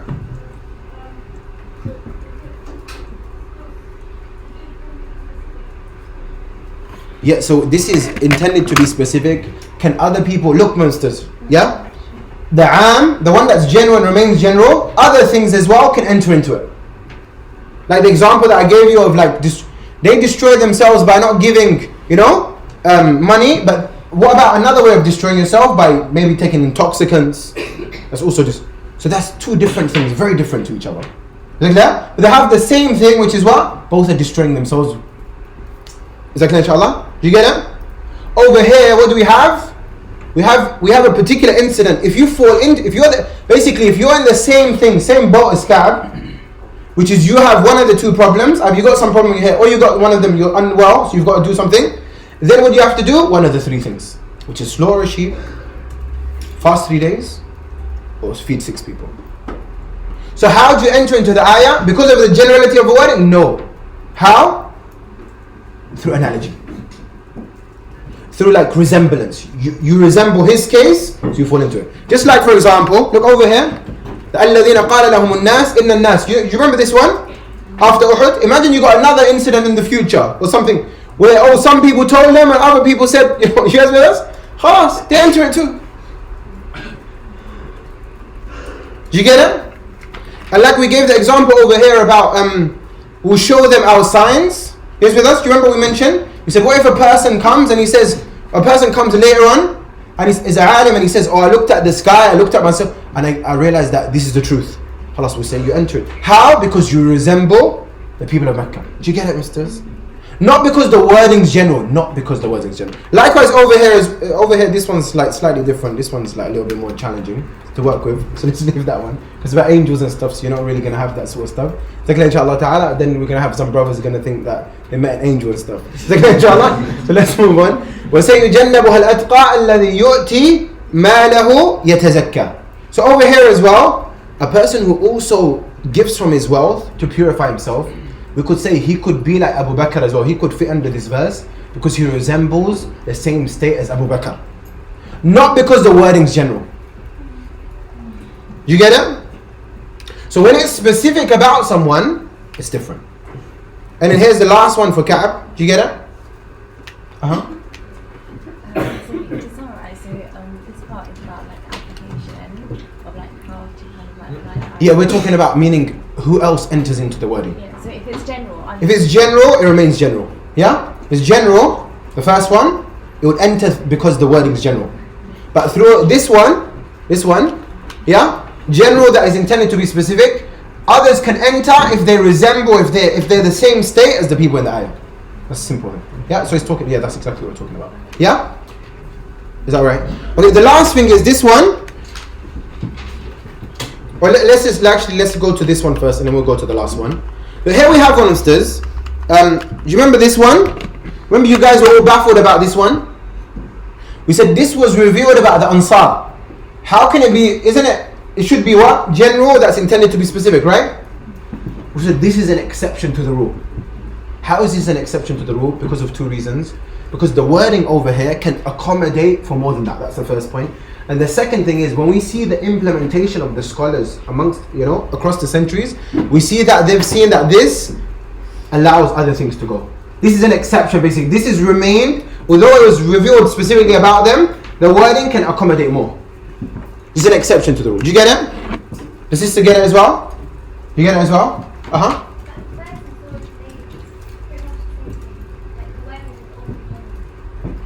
Regardless, though, no, that's not as it's not as tight as this one though. Yeah, but what can it handle though? What can the ayah and surah Layl handle? No, we're talking about alladhi yu'ti malahu yatazakka, like person who gives money like to purify. How else can other things enter? Nothing. It can't. It won't be able to enter. You get it? It's very specific. Those who give money over here, it's not like here's not. It's talking about destroying yourself. Destroying yourself could be by not giving money. Destroying yourself by taking intoxicants. Like destroying. There's multiple ways of like. Is that get it? Do you get it? Okay, the last bit, misters. Do you guys get it? We'll repeat it after Dhuhr because we're gonna go now in the next minute, inshallah. Yeah. We'll take this question quickly. Yeah, I'm just saying it goes back to the beginning where we said what matters is a general meaning. Exactly. Yeah, it goes back. Basically, so long as it's not like damaged, yeah, there's no specifics, there's no exceptions, it remains into the first one. Okay, inshallah? Make sense? The last thing that I want to say before we go for dhuhr inshallah ta'ala is the third type. Al-aam al-makhsus, the general that has been specified elsewhere. It can't be general in meaning. Nor can you say like something resembles it or anything like that. Khalas, like this is more specified. This is specified now. It's said this is the focus basically. Yes, brothers, inshallah ta'ala, this one doesn't enter basically. The first one is general. The second one is if you're in the same state, this one doesn't enter. This one is not if you're in the same state, except like that. You're not going to find examples for that. Like that, inshallah? Makes sense? You guys get it? Yeah, that's why, look, we've got it here as well, look, the exception, why, the generality of the wording, understanding of the scholars. With that said, instead, we've got like only a couple of minutes before like dhuhr, so I think the brothers, it would be a good idea if we make a move, inshallah.